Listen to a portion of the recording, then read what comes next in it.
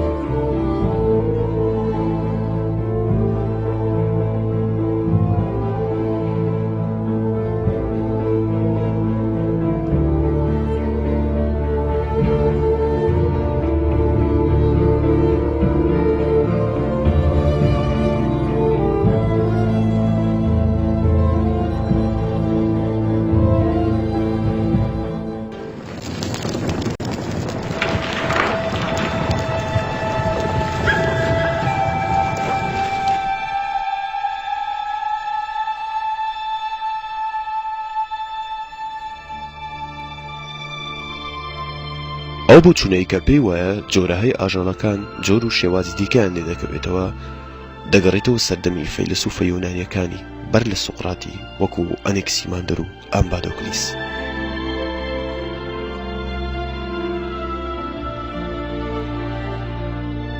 وێڕە جیاوازی بۆچوونی مادیان ئەڕۆستۆ وا سەیری هەموو شتە سروشتەکان دەکات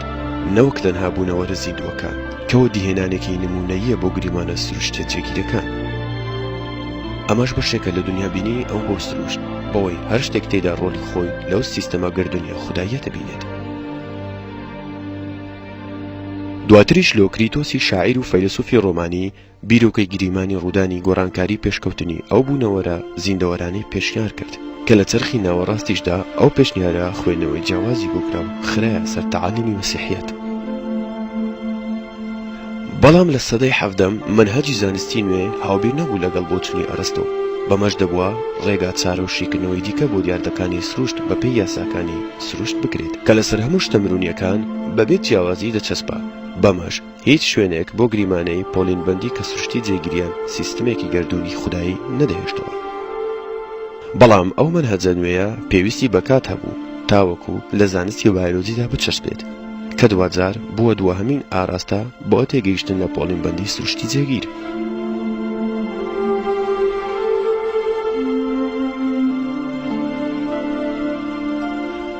جۆنڕی چەمکێکی گشتی بەکارهێنا کە لە ڕابردوودا وەک ئاماژەیەک بۆ پۆڵینبەندی سروشتیش زێگیر بەکاردەهات. ئەویش چەمکی زۆرەکان بوو وەک ئاماژەیەک بۆ پۆڵینبەندی گیای و هەژەڵی. بەڵام بە پێچەوانەی بۆ چوونی ئەرستۆ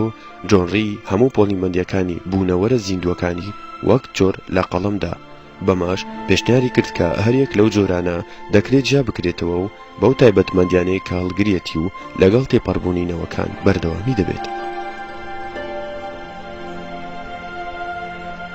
هەر بە بۆچینی جۆنڕی ئەو جۆرانە لەلایەن خودداوە نەخشەکێشراون، بەڵام ئەو جیاوازیانەی کە تێدا دەبێنرێ هۆکارەکەی بۆ بارودۆخە ناوخۆیەکە دەگەڕێتەوە.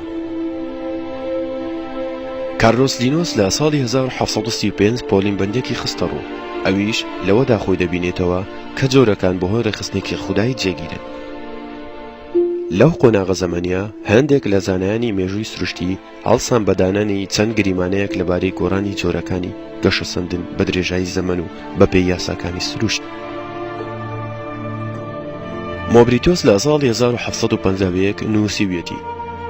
گۆڕانە سروشتیەکان لە ڕێگەی زۆربوونەوە ڕوودەدات و دوجار لە ڕێگەینەوەکانەوە کۆ دەبێتەوە و ئەوەش دەبێتە بەرهەمهێنانی جۆری نوێ. لە بەرامبەریشدا بۆفۆن پێشنیاری ئەوەی کرد کە ڕەنگە جۆرەکان بگۆڕدرێن بۆ بوونەوەری زیندوی جیاواز.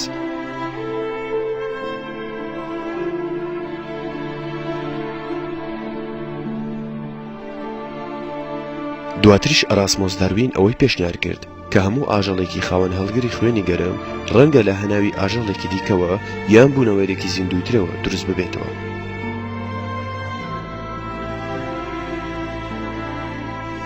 لە ساڵی 1809 جان باتیس لامار کە هەڵسا بە دانانی بیردۆزەکەی بە ناوی گۆڕانی جۆرەکان کە بە یەکەم بیردۆزی زانستی بواری گەشەسەندنی تەواو دادەنرێت. لەوێدا دنیابینی خۆی لەبارەی ئەو دیاردا ئاشکرا دەکات و پێی وایە ئەو لەدایک بوونە خۆیە بە بەردەوامی جۆرەها شێوە ژیانێکی سادە بەرهەم دێنێ. گەشەسەندنیشی بە زنجیرەیەک شێوەی ئاڵۆز تێدەپەڕێت. ئەو زنجیرەیەش بە پێی ناوبراو لەسەر ئاسی ناوخۆی لەگەڵ دەوروبەر و لە ڕێگەی بۆ ماوەی ئەو گۆڕانکاریانەیە کە لە ڕێگەی بەکارنهێنانی تایبەتمەندیەکانینەوەی باوک خۆ دەگونجێنن. بەڵام زانایانی مێژووی سروشتی ئەو بۆچوونیان ڕەت کردەوە بۆی نەیتوانیوە پاڵپشتی ئەزمموی هەبێت. جۆرج کۆفیاش پێیوا بوو کە جۆرەکان جێگیرن و هیچ جۆرە خزمایەتی و نزیکەک پێکەوەیان نابەستێتەوە و هەر بۆچوونێکیش ڕنگدانەوەی نەخشەکێشراوی خوداییە بۆ پێویستیە وەزیفیەکان. ویلیام بیلی لەو کاتەدا بوو کە توانی بیرۆکەی ڕێی پەرە پێبدات و پێشنیاری ئەوەی کرد کە خۆگونجاندنی ئالۆز بەڵگەیە لەسەر نەخشەی خوددا کە دووەجاریش چارلز داروین پێی سەرسام بوو.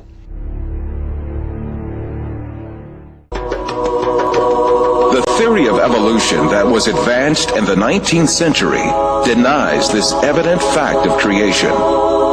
This theory holds that the species on Earth were not created by God, but came into being as a result of processes governed entirely by chance.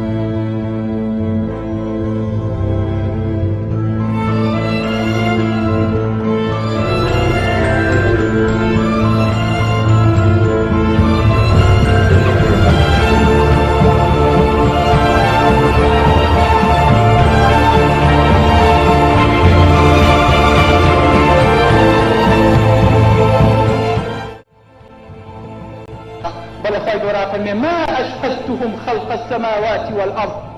ولا خلق أنفسهم ملكاتك أرض وأسمان وإنسان وجيان ولو روكم درسكت أوان نكدبوا بشاهد لقل خوما ولا خلق أنفسهم أوان أقان لنبو وما كنت متخذ المضلين عضدا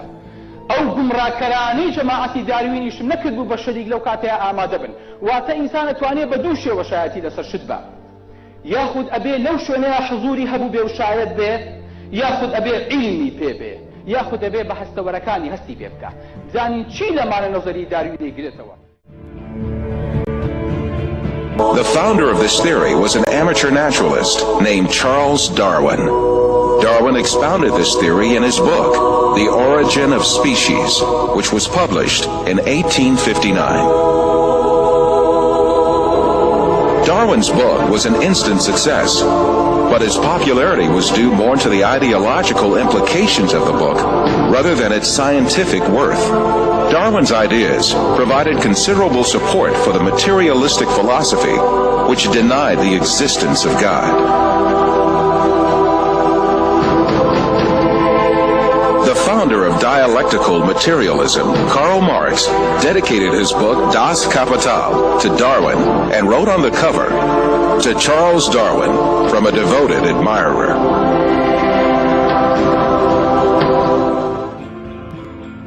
يا أيها الذين آمنوا إن جاءكم فاسق بنبأ فتبينوا. اگر کەسێکی درۆزن هەواڵێکی بۆ هێنان ئەوا تەکید کەن و ئەوا بچن بە شوێنێ بزان ئەم حەقیقەتە تا چنێک ئەسڵی هەیە جزوری هەیە. خی گەورە فەرمێ قل هاتوا برهانەکم بەڵگەکانتان بێن ئەگەر ئێوە ڕاست دەکەن. فەرموو قل سیروا في الأرض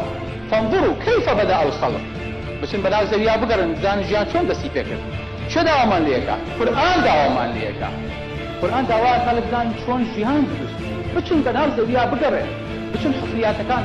هەڵێنەوە. بچن فاسیلەکان دەربێنن جارێکی تر بزانن ژیان چۆن دروست. ئەمە قورئانە داوا.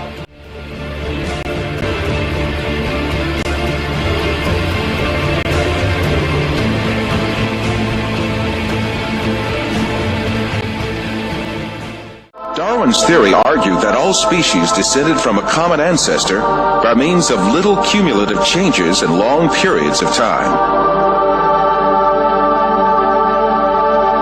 Darwin could advance no sound evidence to prove this claim. Indeed, he was himself aware of the great many facts that invalidated his theory. He admitted these in his book in a chapter entitled Difficulties on Theory. Darwin's hope was that these difficulties would be overcome by new scientific discoveries. But in fact, advances in science would refute Darwin's claims one by one.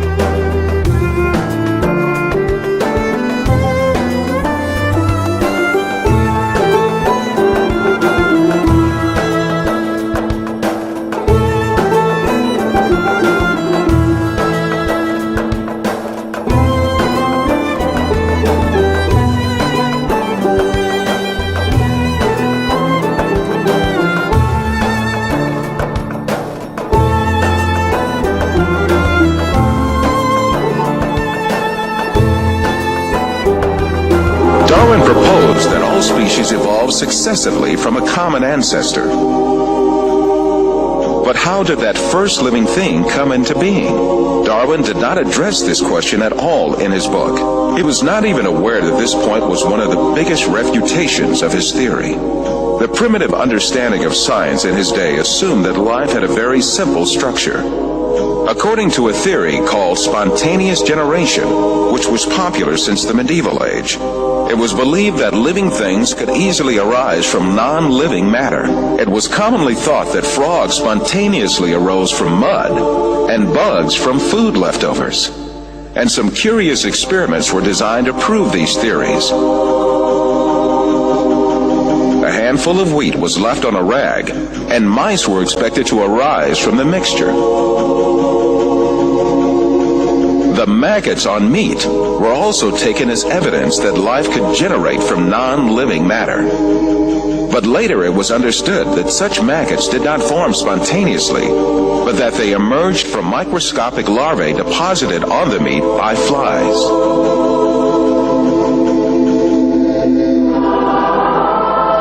And in Darwin's time, the belief that microbes could emanate easily from non-living materials was very common. But 5 years after the publication of The Origin of Species, the famous French biologist Louis Pasteur scientifically refuted these myths that lay ground for evolution.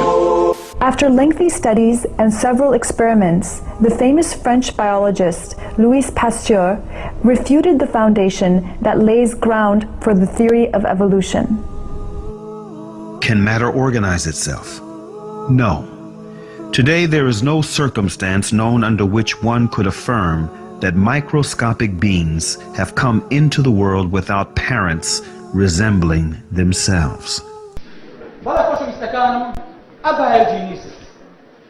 ماوەیەکی زۆر بێدین کۆمەنیست چەپەکان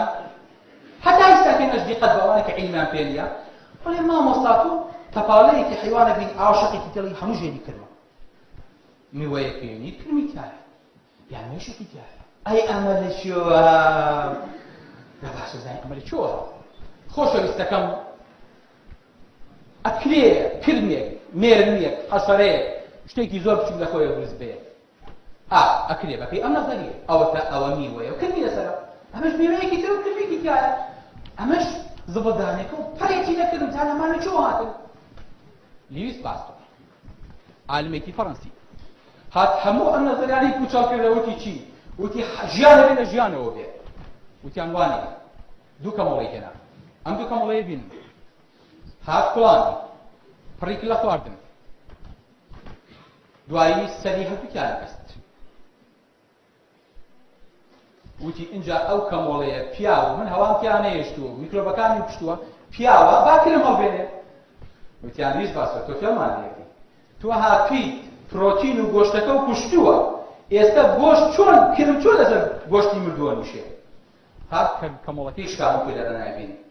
هەر کەمۆڵەی شکام و پاشان ڕۆژی هاتنەوە کە سێرەکەن دیسان کرم تیاوە کەواتە پرۆتینەکە نەمردبوو بەڵام ئەوەی سەری بەسرا بوو کە سێریان کرد کرم تخنی نەکەوتووە بۆیە بۆیان دەرکەوت ئەم گەرانە کە لە ناو هەوایە هەبوون پێوتێ سپۆر لەسەر ئەو گۆشتە یاخود لەسەر ئەو شتە ئەنیشێ و ئەیترشێنە و کرمەکە لە گەراکەیە وجودی هەیە و لەسەر ئەوە لەسەر ئەو خواردنە گەشاکان پێدە دەرەوە بۆیە دوای ئەمە فکرێکی داهات فکری معەلەبات فکری معەلەبات لە چێوە هاتووە ئەگەر هەفت خواردنێکت هێنا لە هەوا بەتاڵ کرد میکرۆبەتیان نەهێشت جارێکی تر میکرۆب چه حەدی هەیە تخنی ناو ئەمە بکەوێت یعنی ئەگەر بچیتە ناو وڵاتی سوپەرمارکێتێکی ئەوروپاوە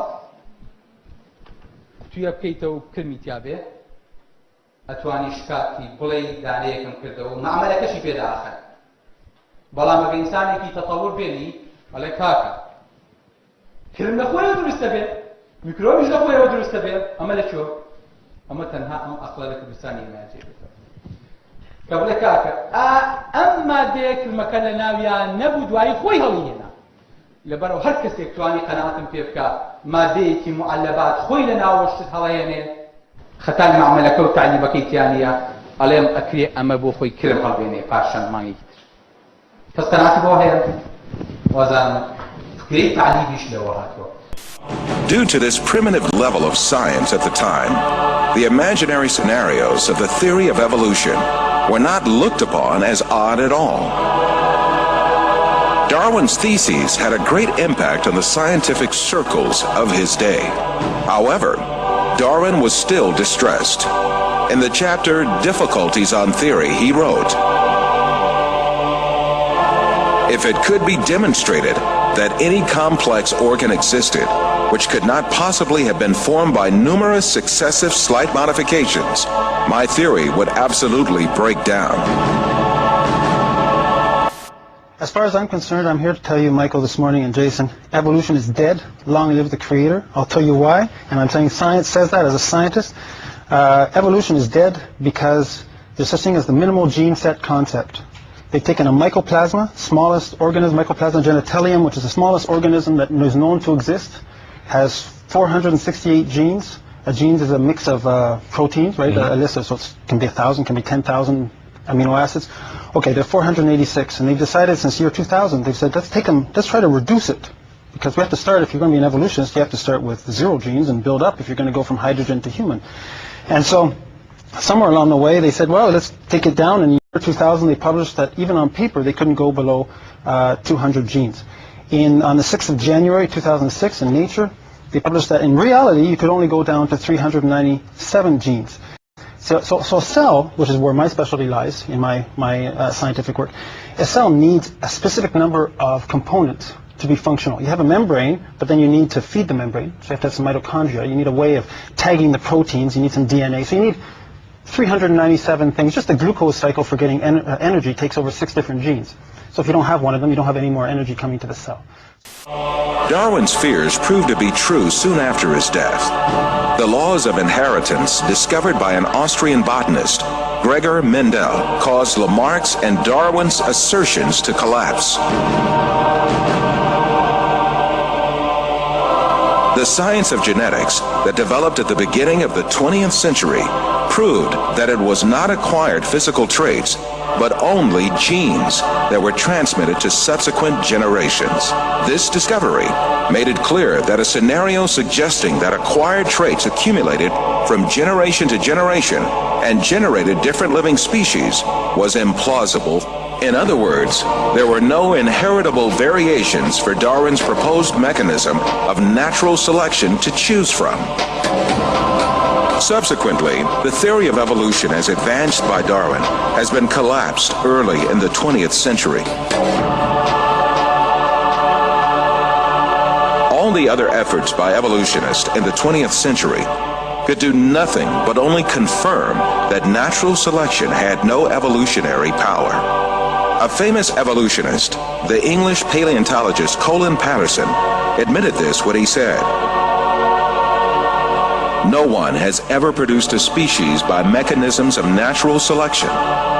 No one has ever got near it, and most of the current argument in neo-Darwinism is about this question." When it was clear that the mechanism of natural selection proposed by Darwin had no evolutionary power, evolutionists had to make a fundamental change in the theory. In addition to the concept of natural selection, they added a second mechanism called mutation.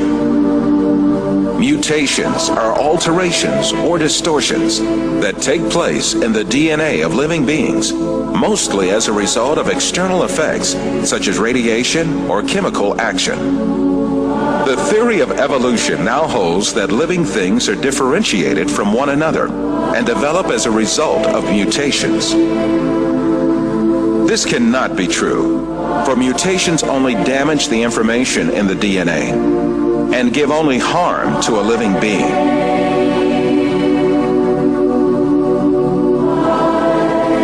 No beneficial mutation has yet been observed either in nature or in laboratories. Since mutations do not add new genetic information, it is impossible for living beings to acquire new organs through mutations. is new information being generated. That's what evolutionists have to come up with. Right. They have to have a mechanism that generates new, never before existing genetic information that can build all these bigger and better structures. Right. That supposedly never existed before. Right. Right. Never before existing information. Back when there was only a single cell that gave rise to all the diversity of life, there wasn't information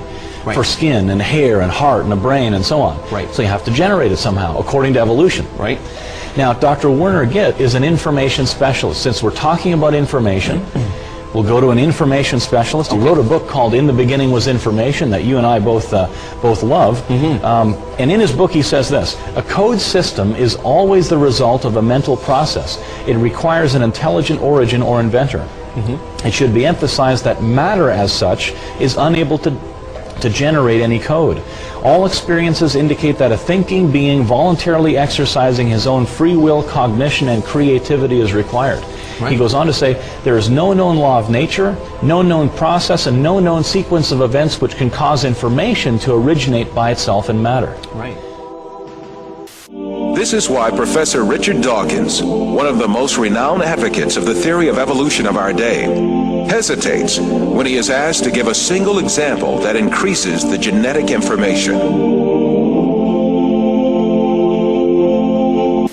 Professor Dawkins, can you give an example of a genetic mutation or an evolutionary process which can be seen to increase the information in the genome?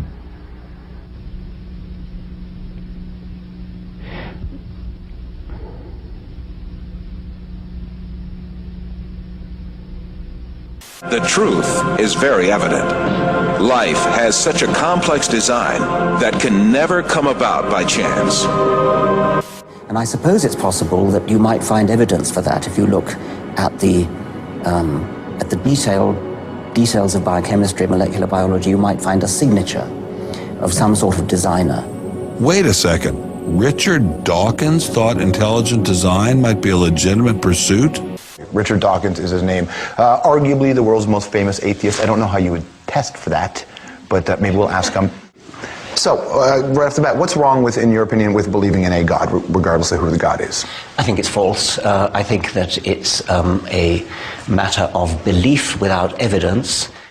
And I suppose it's possible that you might find evidence for that if you look at the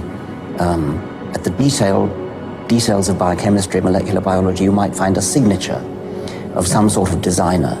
Wait a second. Richard Dawkins thought intelligent design might be a legitimate pursuit? And that designer could well be a higher intelligence from elsewhere in the universe.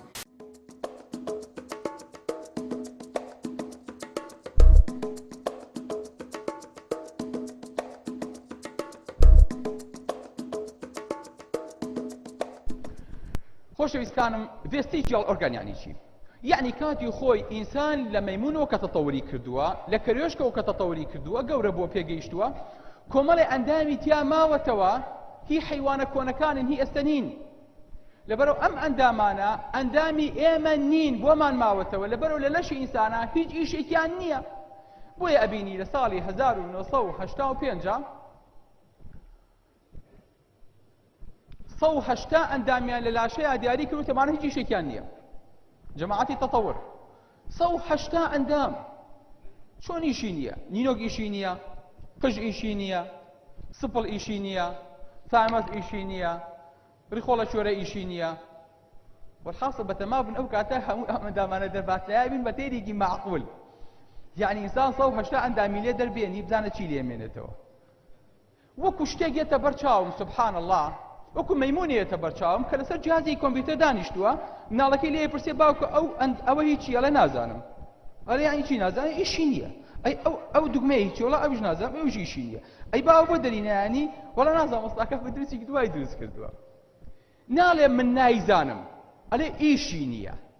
خۆشەویستەکانم حەزەکەم باش بزانن هەتا ئیستاکێنا لە سەدادەی خانەکانی مێشکی ئینسان ئیشی دیاری نەکراوە کەس نازانێ ئیشی چییە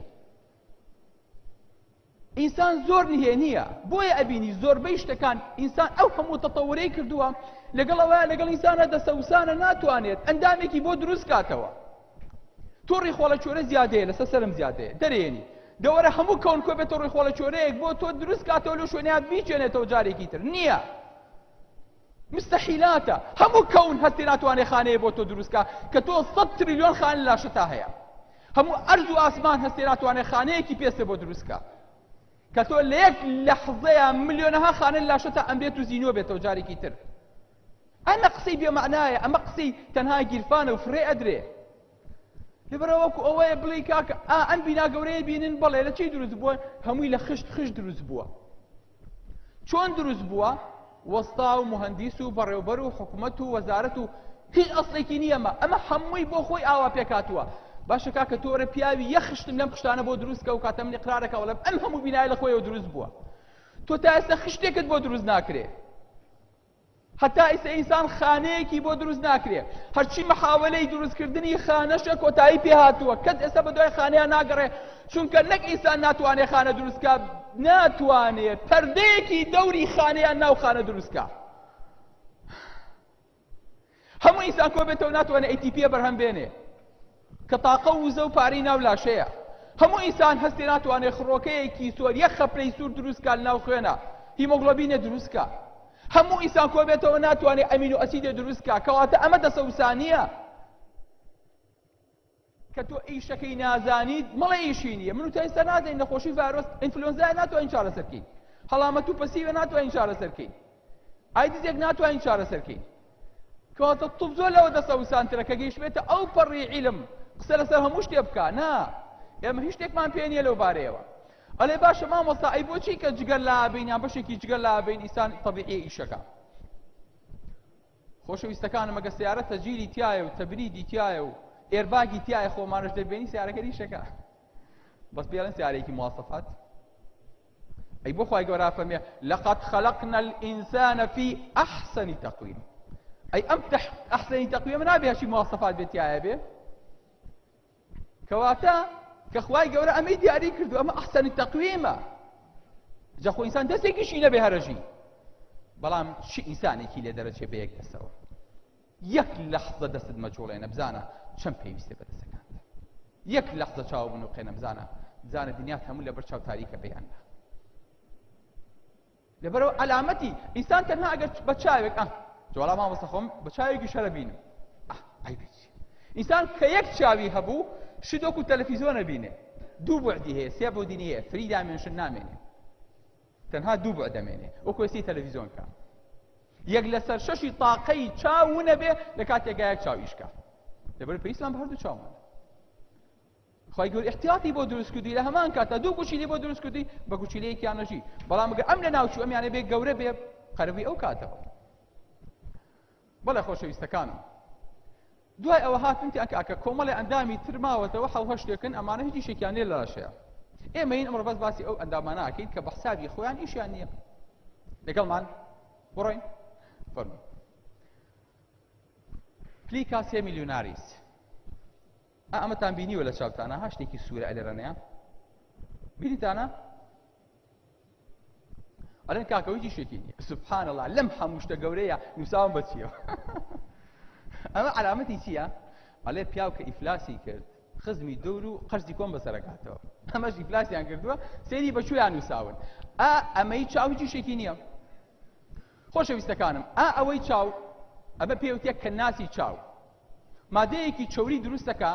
ئەم مادە چەوریە بەردەوام لە چاوی توێ هەرچی تۆز و خۆڵ و پیسی شار و پیسی بیابان و پیسی شاخە ئەچێتە ناو چاوتەوە ئەو چەوریە لە خۆیەگرێ جوان پاکێک کاتەوە ئاڕشێنێکێک کات گسکێکی لێیە حازرێکە لە شەوە ئەنجا هەر هەموویێنێ ئەلێرە بۆ کۆ کاتەوە لەبەرەوە بەیانی کە چووی چاوشت ئەبێ جوان دەستێکتە ئەمانەتەوە بۆی کە بێت ریپۆقەکە ئەلیوانیا کۆ بێتەوە بۆ ئەوە چەوری پیسی ناو چاوە ئەگەر ئەوەت نەبێ چاو وشکە بێتەوە ئەگەر ئەوەت نەبێ ئەو زیخ و پیسەیە کە بەسەر چاوتەوێ کە پێڵۆکەی چاوت ئاوا داخت یەکسەر وەکو جامی سیارا ڕوشێ وەکو جامی مۆبایڵە ڕوشێ لەبەرەوە پێویستت بەوەیە کە ئەوە بەردەوام ئەوانەت بۆ کۆکاتەوە بۆیە فاتی سەبستانس ئەو شتانەی کە هەیە ئەمانە پێوترێ کە ناسی چاو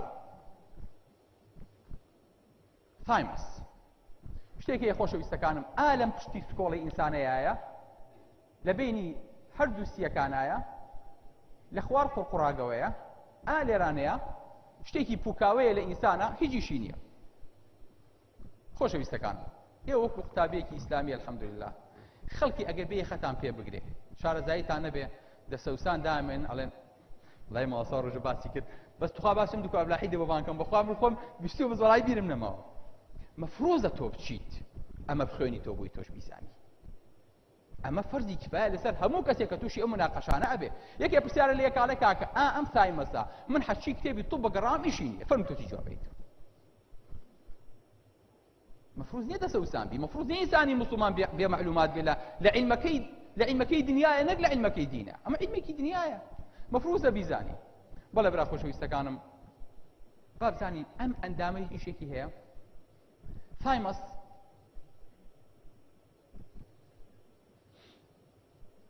ئەندامێکە خوای گەورە دروستی کردووە وەکو چی دروستی کردووە خوای گەورە وەکو منەسە ئەم منەسەی جەنابتانە بینێسە چۆن دروست بووە ئاوا یان وەکو مەلعەب لە مناڵیە هەرچی پۆلیس و ئاسایش و دەستگای لاشەیە مخابەراتی لاشەیە ئەچن لەناو ئەو منەسانەیە دانیشن لە مناڵیە لێشتا تۆ لەسکی دایک پارچەیە خانی گوچیلۆ بێنن ئەڵێن ئەما بینن ڕەحمەتی خواتان لێبێ ئەما بینن ئەڵێن بەڵێ ئەڵێ ئەمە لاشەی خۆمان ئاگاتان لێبێ ئەم خانەیە گوچیلەیە ئاگاتان لێبێ کۆدێکی لێن وەڵەم فەرموو ئەڵێ ئەگەر ئەمەتان بینی لە مستەقبەلا لە لاشەیە ئەمەی خۆمانە کەس دەستکاری نەکاوە بزانێ میکرۆبە ها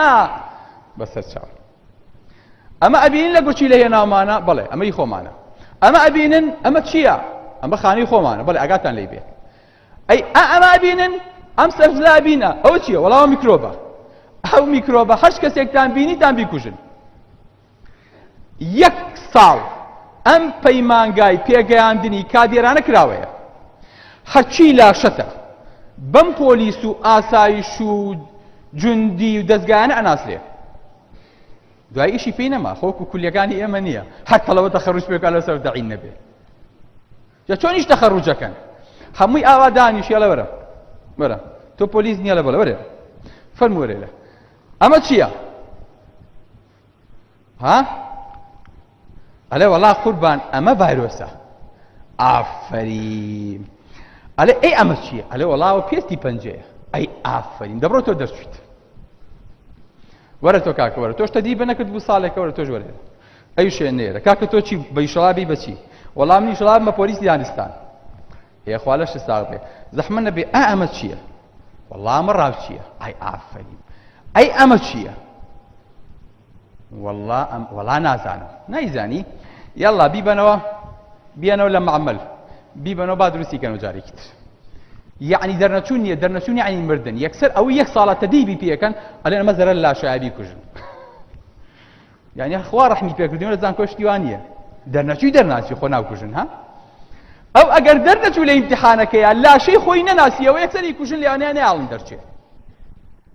لەبەرەوە هەرچی ئەندامی لاشەیە ئەم دیاریەکە کامە دۆستە کامە دوژمنە جا کوردوتەنیەڵێ ئەو چاوە چۆر بێ دوژمنی خۆی ناناسێ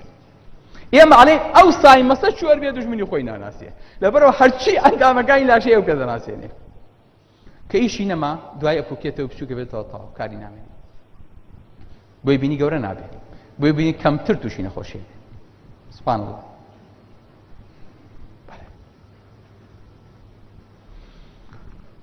مامۆستا کرد تواز دەوانە بێنە ئەم لەوزەتێنە ئەم لەوزەتێنە نازم خوا بۆچی دروست کردووە مناڵە هەمووی لەوزەتێنی ئەوە ئەڵساوە ئەمانی هەمووی خڕە بێ ناتوانێت ئاو بخواتەوە ناتوانین دۆدرمێ ساردێشتێکی بۆ بکڕی ئەم لەوزەتێنە چی خوا دروستی کردووە هەر نەبووایە باشتر نەبوو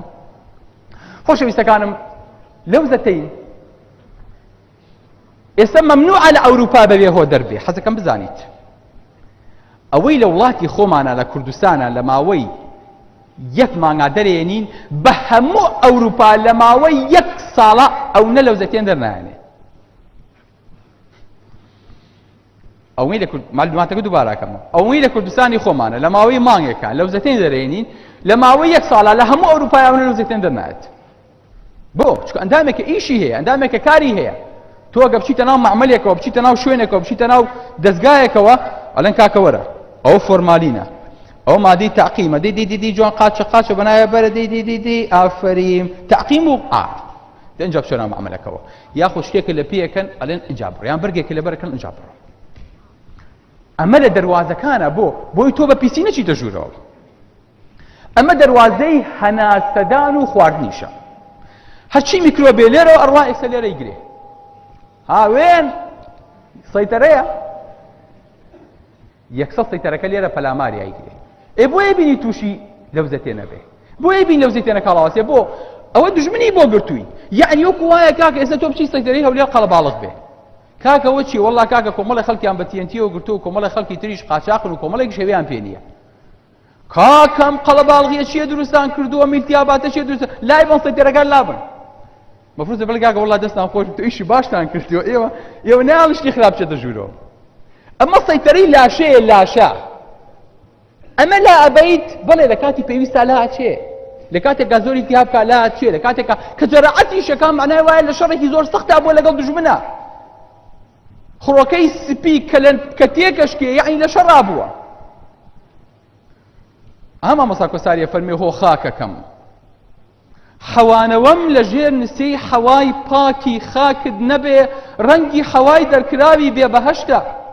وێنەی ژیانێکی پڕژانی دوور لە گیانی بەبێ هەست و نەست و خوستە پەسارگاکەم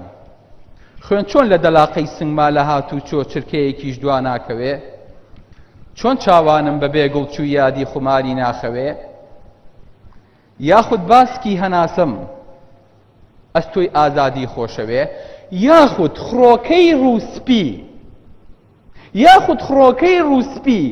لە سەنگەری برینەکان لە پێناوی گۆشتە زوونەی کەوڵی وڵاتی لاشەکەی لە یەکێک لە سەنگەرەکان بە شەهیدی لی دەکەوێ ڕەنگە زیاتر تۆم مەبەز بێ ئەمە کۆساری بەسەر خاکەکەی ئاڵێ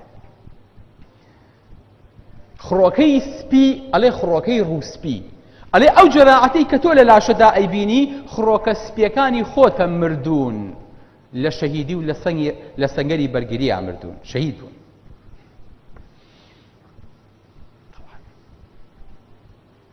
بەڵە خۆشەویستەکانم بۆیان دەرکەوتووە ئەمە گەورەترین مەناعی لەشە بۆیان دەرکەوتووە کەسانەی کە ئەم دوانیان دەرەین لەو زەتێنیان بەکتریا لەسەر قورگیان زۆرە بێ بۆیان دەرکەوتووە 3 جار ڕێژەی تووشبوونیان بە سەرەتانی لیمف زیاد دەکات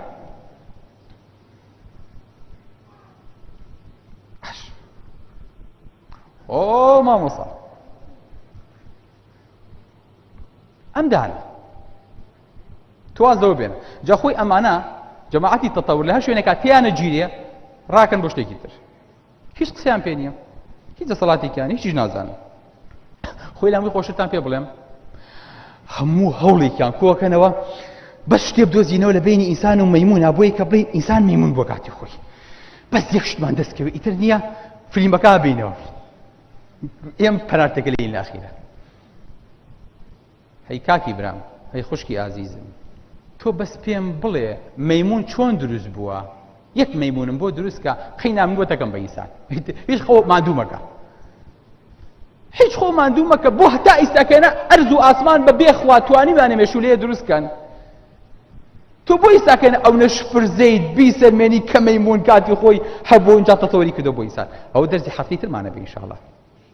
هەچ کەسێکیش قسەی زلی پێیە بابێت دانیش باشە با پشتیوانی خوای گەورە اینجا فیلمەکە هەفتی داهاتوو خۆشە بێ پەلەمەکەن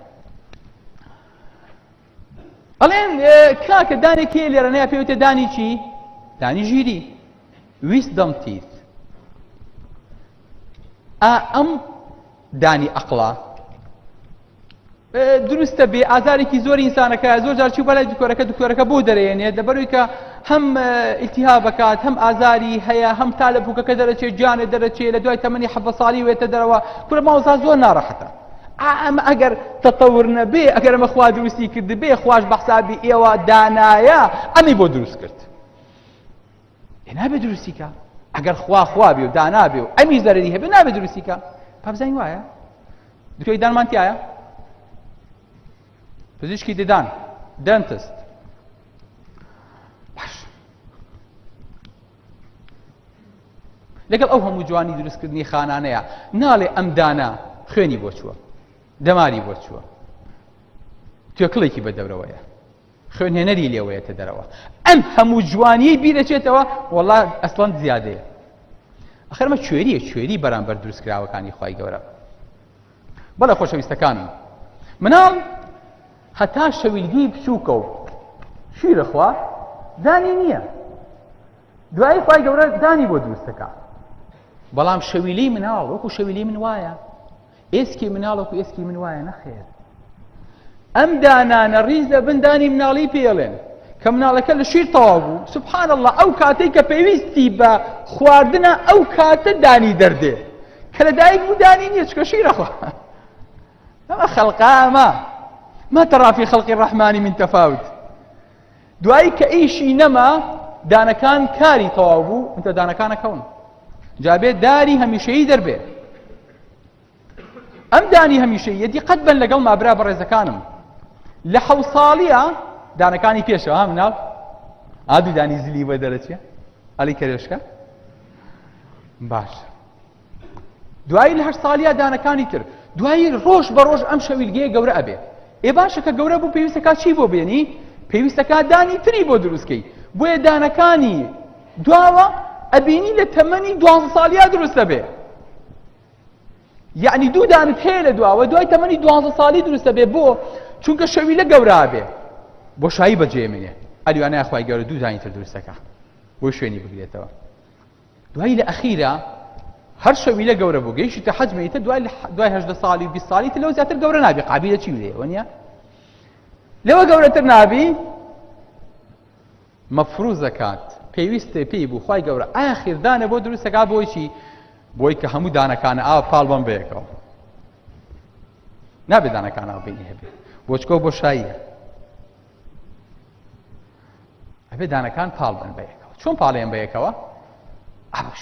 ئەم دانی ئەخیر کە دەرەچێ چۆن تەزبیحێ سەرێگریت و ئاوا هینەکانی تری هەمی پێتونگەکەیتەوە بالضبط ئەم دانی ئەخیر کە دەرەچێ پاڵەنێ بە هەموویەوە ئەو کەسانی کە ئەم دانەیان دەردێ لە تەمەنی 50 تا 60 ساڵیانە لە تەمەنێکی زۆر پیریانە دوای کەسێرەکەن کە لێنەکەوێتە بین دانەکانی پێشەوە بۆ چکە دانەکانی پێشەوە سەح بەکەن بۆ دوا چکە دواوە بۆشە پایەکیان دانە خی گەورەمە ئەینەن پایە دانێ بۆی هەموو دانەکانی ترا پاڵی پێوە بن ئەلێ بێمە دواوە لێنە مەجال نیە قوڕقوڕاگەیە نەیتە دوا لەبەر ئەم دانە خی گەورە دروستی کردووە نابێ بێتە دواوە پاڵنێ خڕ پاڵنێ بە هەمویان ڕاست دەکاتەوە بینی تاوەکاوە هینەکرێ یان شت ڕاکێشن قەڵەوێکە خەنە دواوە پەتسەح بکەن ئەم قەڵەوەیە کە لە دواوە ئەمە ئیشی زۆر بەیان نەکات بەڵێ لەبەر دانەکانی تر بەو شێوەیە ڕێکە خالە سەر یەکتری بەڵێ جا دوایی یارمەتی هاڕینەیە بۆ کەسانی کە کەم خۆرن حاشا حازرین دوایی ئەگەر دانێکت لێرانەیە دەرهاو سەیری کە براکەم ئەم دانە دەریە دانەکەی ترە پڕەکاتەوە زۆر جار دانێکت لێرە دەریە بینیتانە پاش ماوەیە کە سەیرەکەی شوێن دانەکە کە سەیرەکەی دانی تری تیا نابێتەوە یەک دانە دەرە ناو کەسێکی شوێنەکە پڕ بۆتەوە بۆ چکە پاڵی ناوە هەمویانی ڕیس کردو خستێتە شوێنی خۆی وەکو ئێستا لێرە کورسیە چۆڵ بێ دوو برادر ئاوا قاچیان بکەنەوە ئا بۆ خۆیان دانیشت بە ئیساحەت بۆی کە شوێنەکە چۆڵ نەبێت بەڵێ پاشان برا خۆشەویستەکەم تۆ دوو ڕۆژیتە دانێک کە لەبێ قوڕێ بەسەر نەبێ ئەی دانەکانەی نازانێ هەموو شیرینی و هینی پێ خۆی چی لێیە ئەی کە دوو دانێ دەرهابێ چی بکەی ئەبێ جسری لەسەر بەستی لەبەر دکتۆرەکان ناچارە بن چی بکەن درێ لێ بۆ دانێن بڕغوو بە دانێن بۆی کە جسری لەسەر بەستن باشترین دان بۆ ئەمیشە چییە دانی عەقڵە چکە زۆر پتەوە لە دواوە هەر جشتێکی لەسەر بەستی عەڵی پایە لەسەر داناوە مستەحیلە بجوڵێ لەبەر خوای گەورە زانی تۆ پێویستە بەم دانە ئەبێ عاقڵ لایمە بەداینێ ئیشە پێ بێ بۆ مستەقبل پەلەمەکە ماڵی سپیە بۆ ڕۆژی ڕەش چۆن نوێژ و ڕۆژەکەی ئەمڕۆ بە کەڵکی قیامەت و بە کەڵکی ڕۆست وەستانی بەرساحی عەرەزاتی خوات دێ ئەم دارانەشی پێدی بە کەڵکت دێ لای مەبە لەبەر بەریتانیا قەرارێکی دەرکردووە هیچ کەسێ بۆی نییە دانی عەقڵ دەربێنێ بەڵام لە وڵاتی خۆمان و لە هیندستان و لە شوێنە دواکەوتەکانی تر ئێستا شەر دەریە جا ماوەیەکی تر ئەگەر خوای گەورە تەمەنمان با ئەبینی کابراایەک جەنتایەکی گرتۆ بەدەستیەوە ئەڵێ ڕەحمەتی خواتان لێ بێ چێ دانێکی زیایی هەیە بۆی دەربێنین ڕەحمەتی خواتان لێ بێ چی ئەندامێکی زیایی هەبێ بۆی دەربێنین شتی واتان بینیوە ماڵێ باراشی بێ قوربان ئینسان ئەندامی زایی نییە جاوکو نوکتە هەڵەن کابرا چوو بۆ لای دکتۆرێ وتی تخوا زەحمە نەبێ ئەو دانم بۆ دەربێنەوە دانێکی بۆ دەرێنا وتی چەندەکا وتی 12000ەکە وڵا 25,000 پێویستی وەڵامی ژوردەم پێ وتی قەینا دانێکی تریشم بۆ دەربێنە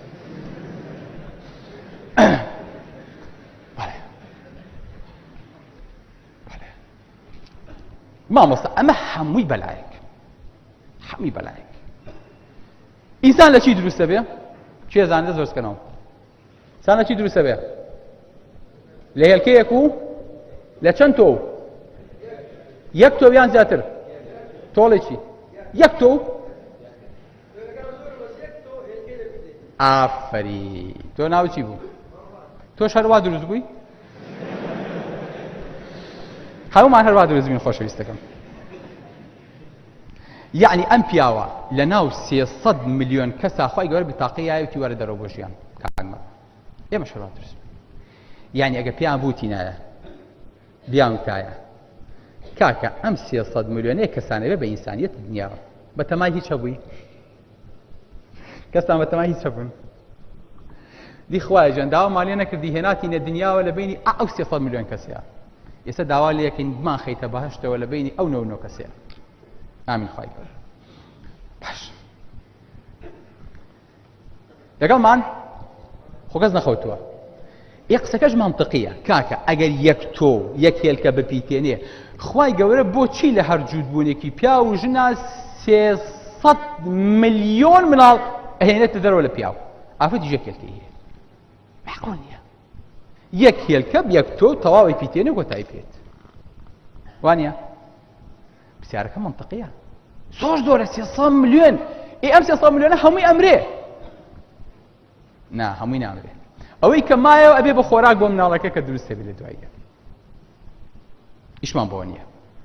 با بزانین ئەگەر ئینسان یەک تۆ لە لاشەی بێتە دەرەوە قابلی مناڵبوونی هەیە نەخێر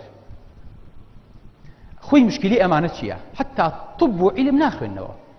تەنها قسەی گیرفانە بیر دەکاتەوە هێلکەیەکەی باشە تو ئجا ئای بیسی وەڵا خۆ بەیانی کەم بە شتێک لە فەیسبووک نووسم و حای مسلمانانی شەوە لە بەخواکە دانا و دەی دروست کردەوە بەرامبەر بە یەک هێلکە ئەمە WHO منظمة صحي عالمي على شيء على total sperm count 40 مليون كمترين رجاء بودرز بوني منال ليك جود بونا أبي بياو تواناي هبي 40 مليون تو دركا لو كمتر منا دكتورة كبسيري إنك يا كاله والله تو منال النبي قلت دكتور توم هي أختو كم بجناك سبحان الله أبي تلقيح بوكي بۆ چونکە ڕەحم گەورەیە ڕەحم هێلکە یەک هێلکەیەتە دەرەوە لە ئافرەتەکەوە ئەم هێلکەیە زۆر بچووکە لە چاو حەجمی ڕەحمە لەبەرەوە چی ڕوەدا تۆ هەمووی هێرشا بە یەک جار بەڵام نازان هێلکە لەکە لە کوایە یەکێ بێرە ئاڕوا یەکێ بەوی ئاڕوا ئەڵێ کاکە کچێکمان لێون بووە 8 کەسێ دۆزیەوە بۆ خۆی ئینجا وەرە ملی خۆتی بۆ مەشکێنە لەبەرەوە ئەو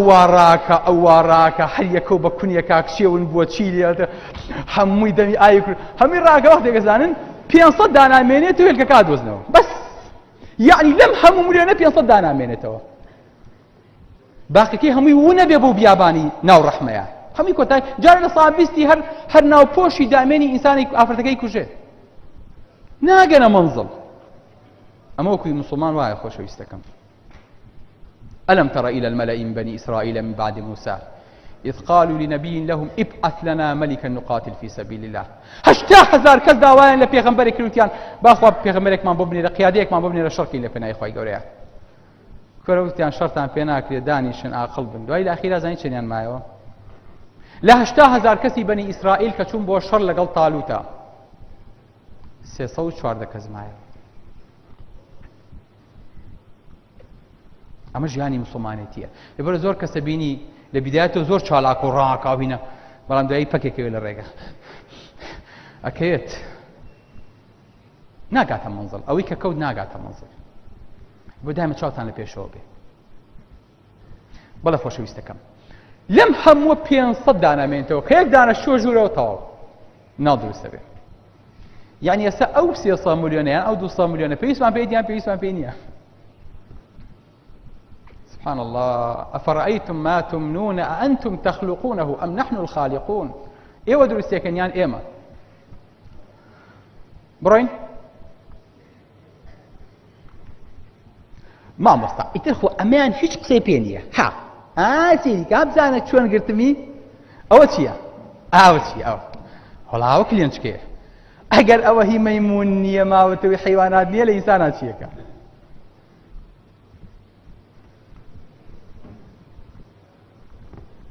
چی وڵایم پێ بەڵێ بڵێ جان ئافەرین دەم خۆش ئەو بە کەسێک کە موسڵمان بێ قەناعەتی بەوە بێ کە خوای گەورە لەسەر زینومان نەکاتەوە ئەی کەسێک کە ئەمار نەزانێ بڵێ ئیمان بۆش هەر نییە کە خوای گەورە لەسەری زینوم کاتەوە خۆشەویستەکەم باش ئینسان چۆن دانیشێ ئاوا دانیشێ لەسەر سمتی لەسەر ئەم دوو نەرماییە بۆیە خوای گەورە ئەمەی پڕ کردووە لە چەوری ئەگەر ئینسان ئاوا دابنیشێ چۆن دانیشێ ئەگەر ئاوا دابنیشێ لێک کەوتنە یەکسەر مۆخی سەری عەزیەتی پێگا پێش هەموو شتێک یعنی خوای گەورە ئەمەی بۆ دروست کردووە وەکو شۆک ئابزۆربەر وایە وەکو شتێک سەدمەکەت بخواتەوە بۆی کە ئازار بە فەقەراتەکەت نەگات چونکە فەقەراتەکەت لەگەڵ مێشک و لەگەڵ دەماغ تا ڕەبتە ئەخر خوای گەورە بەڕەحم ئەمانە دەماغی بۆ دروست کردوون باشە بۆیە ئەبینی ئەم کلێنچکەیە کافەت مناڵێ بێ ئەو نە بە شێوەیەکی لاستیکی دروست کراوە ئەچێ بۆ پشتەوە بۆی کە مناڵەکە بێتە دەرەوە یعنی ڕێ لە مناڵبوون ناگرێ باشە من پێڵم ئەی باشە چۆن اقتراحی باشە چۆن بووە ئێ کاکەی مقسە ناکەین دی فەرموو خۆی خۆش ئەوەیە ئەم تەتەوریانە کە پێڵی باشە تەسەورێکی چۆن بووایە یەکسەر دەمی وەستێ تۆ فەرموو تۆ شتێک دروستکە تۆ باش لۆ باشتر دروستکە ئەی چۆن بووایە باشتر بوو بۆ ئینسان ئاوا ئینسان ئەمی ئاوا کۆتایی پێاتە ڕێک لەسەر فەقەرەی بکەوتایە دەوەرە هەرچیم هەیە ئەدەمێ بەس ئەو کلێنچکەیە و دەرێنم ئەگەر ڕاستەکەی درۆ ناکەیت ناتەوێت خەڵک هەڵگێڕیتەوە لە دین هەرچیم هەیە ئەدەمێ وەربەس کلێنچکەکەی دەرێنم زان قبوڵەکەیت قبوڵ ناکەیت چکە بۆ لە باتنی خۆت ئازانی درۆکەیت بەڵێ کلێنچکە جارێکی ئینسان تووشی ناسووری کلێنچکە بێ ناسووری پشتە بێ کلێنچکەیە ناڵێ جەراعەت و پیسی و ئەوەکە بگاتە ناو کۆم ڕێک لێوانە گلیاتەوە ناڵێ بگاتە پشت لەو سەدحەیە هەتا ئێمە کە عەمەلیاتەکەین ئەزانی چۆن نەزانین هەموو ناسوورەکەمان بڕیەوەیان نا کە گەیشتینە سەر ئێسکی کلێنچکە تاو خۆیەتی بەرە دواوە ناڕۆین خەممان نییە دەستمان قاستەکەمان بچێتە ناو کۆمەوە ئەگەر ئەوە نەبووە ڕێگە چووی ناو کۆمەوە لەبەر پیسا لە جێت لێ پیسای گەنجا لێرە پیسەیمانە کرد بەڵێ پێڵڤیک دایفرام ئێوە حەوستان بینیوە خۆشەویستەکەم حەوس لە ئەخیرەوە ئاوا چییە؟ ئاوا قەوسە وەنیە؟ ئێمە ئەگەر لەسەرەوە ئاوا پانین لە خواریشەوە ئاوا پان ڕووینایە هەر تەخت ئاوا دابنیشتینە ڕێک لاشەمان ئاوا تەخت بوایە هەموو ئەمانەمانە بوو بە فتق خوای گەورە کە ئەوەی ئاوا دروست کردووە لەسەرەوە ورگێکی بۆ دروست کردووی حەزەکەی ئاوای لێ بکە نییە بچۆ ئەرزی بەلەدێوە کەس قسە ناکە لێرە خوای گەورە پەراسی بۆ دروست کردووی نایاڵە گەورە بێ بەڵام لێرە اختیاری یادی دێڵە و ئەخۆی ناخۆی مشکلی خۆت خۆ زەرەرەکەی چەند زیاتر بخۆی ئەو نە لە مردن نزیکە بیتەوە کاتی خۆی ئەهاتن بەدیمات ئیندێکسیان لە ئینسانە دەرێنە ئەیانوت ئەبێ ڕێژەی قەڵەویەکەت بۆ باڵات ئەو نەبێ بۆ ئەوەی کە تووشی کۆلسترۆڵ و تووشی زوومردن نەبی ئیساکە نەزان چییە پێون بۆی کە بزانێ ئینسانێک قەڵەوەیان قەڵەونیان زوومریان زوو نامرێ ڕێگەن ورگی بۆ پێون چەند ورگی گەورە بێ ئەوە زووتر لە مردنەوە نزیکی بە قیاسی عیلم و طب باسی قەدەر ناکەم خۆشەویستەکانم ئەمە کە خوای گەورە دروستی کردووە لە خوارەوە هەمووی تەسکە بێتەوە کلێنچکەش لەگەڵ یا تەسکە بێتەوە بۆیە ئەبینیت ئەو ناوپۆشەی کە ئەمە هەڵگرتووە زەختی هەموو حەوز و ناو سگ لەسەر ئەمەیە ئەجنا عیب نەبێ ئەوەیەکمان بکردە هەموو هەرچی ناوسکمانە بۆ ئیا لە ئەرس ئەگەر ئەمە کراوە بوایە بۆیە ئەو کەسانی کە کلێنچکەیان بۆ لابن تووشی فتقە بن لە خوارەوە زۆربەی جوان جۆم لێ بگرن زۆربەی ئەو کەسانەی کە هەمومان کلێنچکەمان ماسوولکەکانی کۆنتڕۆڵی پیسایی و میزی پێوەیە. سبحان الله يا أيها الإنسان ما غرك بربك الكريم. أم كنترولي بيساي خود كعيب نبي نال نوم يسا حياة بشي نال دزنجكو بشكي نال خو بيسكي نال هم ساعات جلكان بقوري بكيف خود كيف شويتو بإساحة شويت سر أو كاتب بكيف خود أي كيتوا لخوي شاناك يتو ببي برسي خود بس لە مناڵ ئاکرێتەوە بۆ چکە مناڵ ئەقلی پێناشکێ ئەگەر مناڵ بەدەست خۆی بواە خۆی پیس نەکردایە چییە بوو یەکسەر ئەتەقی لە ناوە وای هەموو جارە بە پەنجە پیسایەکەمان بۆ دەربێنایە لەبەر مناڵ بەدەست خۆی نییە بۆ چکە نازانێت هەتا گەورە بێ کە ئەقلی پێشکان جا خۆی گەورە کۆنتڕۆڵ ئەڵێ هایتر کۆنتڕۆڵەکە وا بەدەست خۆ بێ خۆ بیگۆڕ لەبەرەوە سەمامەکانی کۆنتڕۆڵی پیسایی ئینسان بەیەوە بەسراونەتەوە ئەو سەمامەیەش کە لە دەست چوو دکتۆرەکان پیسایەکەت بۆ خەنە ئێرە ئەڵێن تر هەتا ماوێ بێ لێرە پیسایی بکەی هەرچی دکتۆری دنیا هەستێ ناتوانێت ئەو سەمامەیەت هەتا ئێستاش کە عیلم پێی گەیشتووە ناتوانێت بۆ دروست کاتەوە ئەڵێ وەڵا کابرا تووشی سەرەتانی کۆم بووە فەقیریە سەر لای قەبرغەیە و پیساییەکە نەتان بیستووە بۆ چکە بەس سەمامەکەی لە دەست چووە ئیتر ناتوانێت پیسایی کۆنتڕۆڵ کات ئەگەر ئینسان ئەمەی نەبوایە زوو پەکێکەوە بۆیە بینی لە مناڵە مناڵ چیەکە خۆی پیسەکە حکمەتێکی تر لە خۆی پیسکردنی مناڵ زان چیە کە باسمان کرد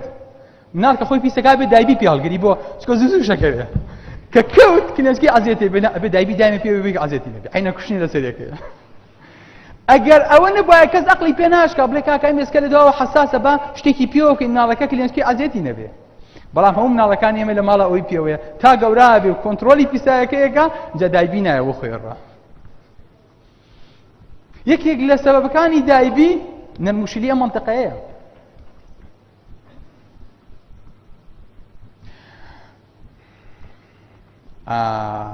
ئەو ڕۆژە بوو کە من لێ ترسام مامۆستا ئەگەر ئینسان کلکی نەبووە بۆ هەندێ مناڵ لە دایک کە بن کلکیانەیە ئەوە مناڵێکە لە دایک بووە کلکێکی جوان و ڕێک و پێکی هەیە ئەی ئەمە لەکوێوە هاتووە جواب من بنەوە ئێوە ناڵێن موسڵمانین عادی کاکە دیکە جواب باتۆ بڵێ کاکە ئەو کلک نییە بۆ مناڵەوە ئەگەر ئەمە کاتی خۆی لە مەیمون و لە کەرۆشک و لە شتەکانی ترەوە ناتوە بۆ ئەم مناڵە کلکی هەیە خۆشەویستەکەم جارێ ئەمە کلک نییە ئەمە چەوریە کلک ئێسکی تایە ئەمە ئێسکی تیان نییە بەس بۆ بیزەبت لەو منتقەیەوە دەرچووە ئێستا ئارستانێکەم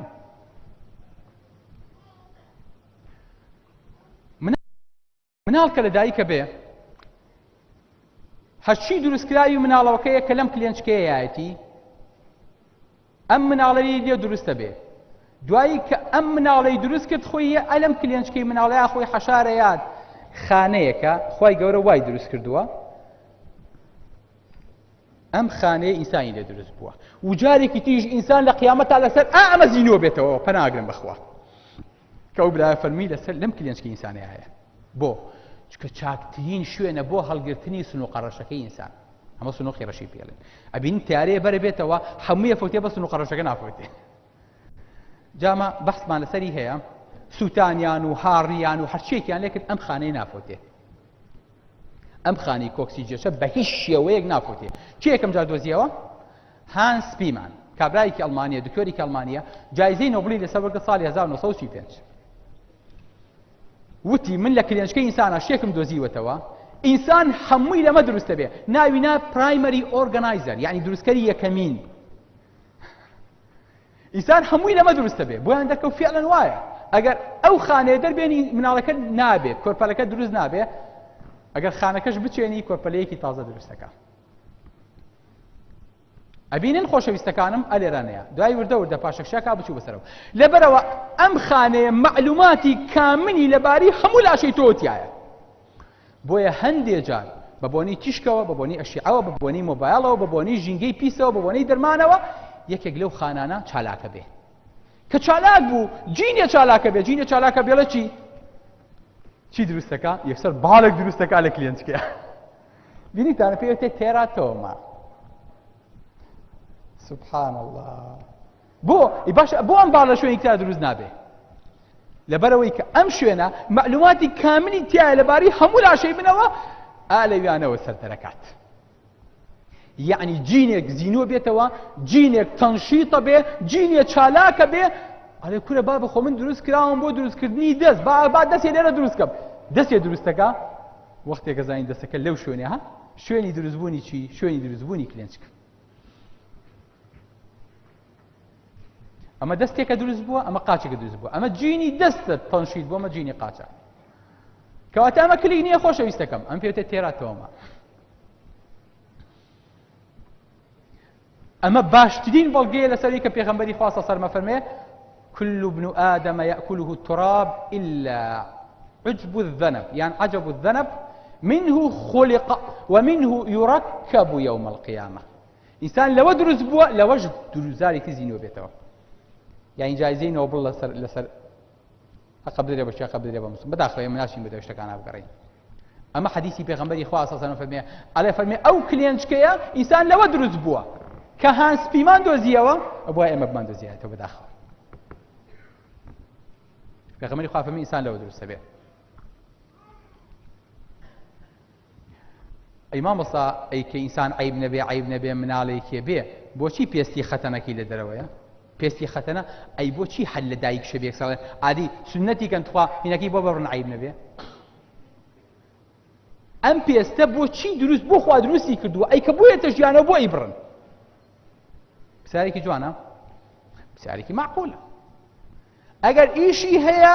بۆی بڕن، ئەگەر ئیشیشی نییە بۆ خوا دروستی کردووە. خۆشەویستەکانم ئینسان لە سکی دایکە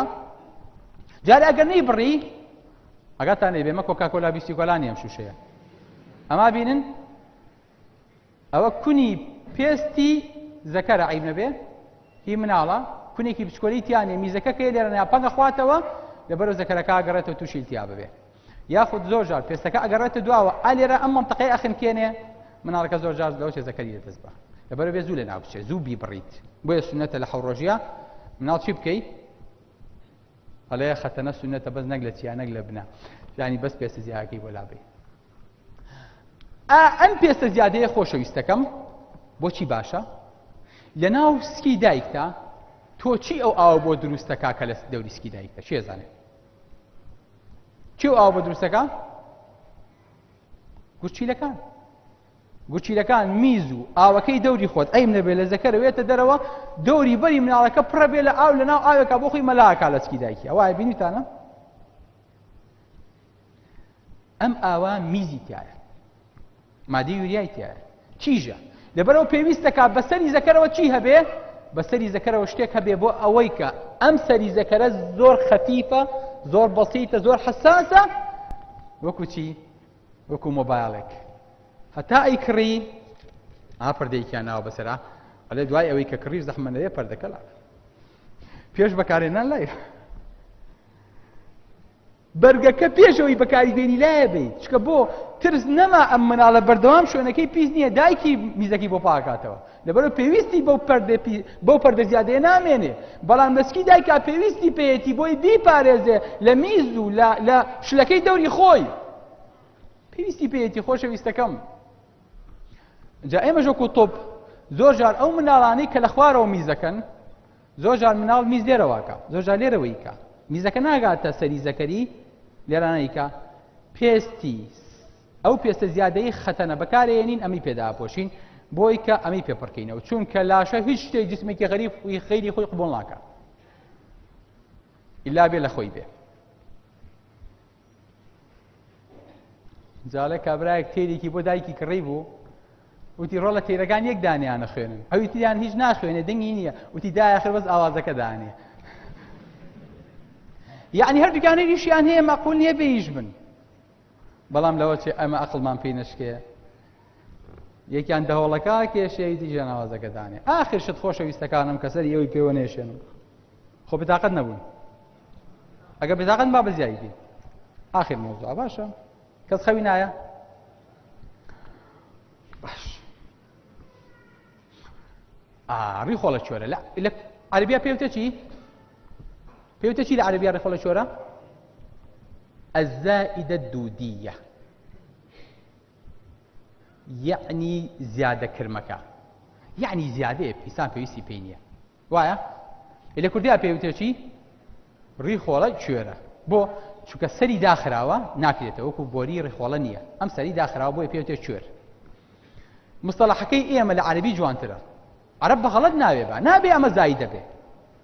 ئەمە ئەگەر زایی دەبێ یعنی نەعوذ بالله خوا نەیزانیوە کە دروستی کا بەس مامۆستا ئەمە زانی بۆ چی کاتی خۆی وا بوو ئەمە کاتی خۆی لە کەرێشکەوە بۆ ئینسانەوە ماوەتەوە ئەمە کاتی خۆی سیلیلۆز و کە ئینسان جیای خواردووە و سەوزەی زیاتر خواردووە و گۆشتخۆر نەبووە ئەمە گەورە بووە دوایی وردە کە بۆ بە گۆشتخۆر و دانی وای لێ هاتووە ئەنجا ئەمە وردەمیش بچووک بۆتەوە لەگەڵیا لەبەر ئێستا زیادەیە پێویستمان پێی نییە زانی زیادەیە چێکیشی ڕخۆڵە شۆرەم پێڵێ بەڵێ مامۆستاجان دەم خۆش نیفیتیە بەڵێ چی تریشێکی ترم پێڵێ بەڵێ ئافرین جیازی مەناعەیە بەڵێ بەشێکە لە جیازی مەناعە دەم خۆش چی تر خۆشەویستەکانم ڕیخۆڵە کوێرە لە 11 هەفتەی ناوسکی دایکەوە دەستەکا بە ئیشکردن جوان جۆم لێ بگرن پرۆتین هۆرمۆن ئەنزایم لە ناوسکی دایکا بۆ مناڵەکە دروستەکە وەکو برای فەرمووی مادەی لیمفە عینەن لە وزەتێنی سەرەوە وایە خوای گەورە لە زەتێنی سەرەوە بۆ دروست کردووە کە جیهازەکە لە سەرەوە پارێزێ لە خواری شۆڕی خۆڵە شۆڕی بۆ دروست کردووی کە لە خوارەوە بیپارێزێ یعنی لە هەردوو لا سەیتەرەی داناوە چۆن سەیتەرەیە لەم دیوی هەولێر و سەیتەرەیەکیش لەو دیوی هەولێر ئەبێ لە هەردوو لا سەیتەرە هەبێ لە خوارە و لەسەرەوە خوای گەورە سەیتەری داناوە بۆیە ئەبینید ئەم مناڵە لە چ کاتێکا زیاتر تووشی ڕیخۆڵە شۆرا بێ چی ئەزانێ ئەو مناڵانەی کە تووشی ڕیخۆڵە شۆرا بن باوکو دایکی بەپەلەی فرێن بۆ خەستەخانە لە second and the third decade یعنی لە 10 ساڵیەوە بۆ تەمەنی 30 ساڵی لەو تەمەنەیە زۆر تووشە بن بۆ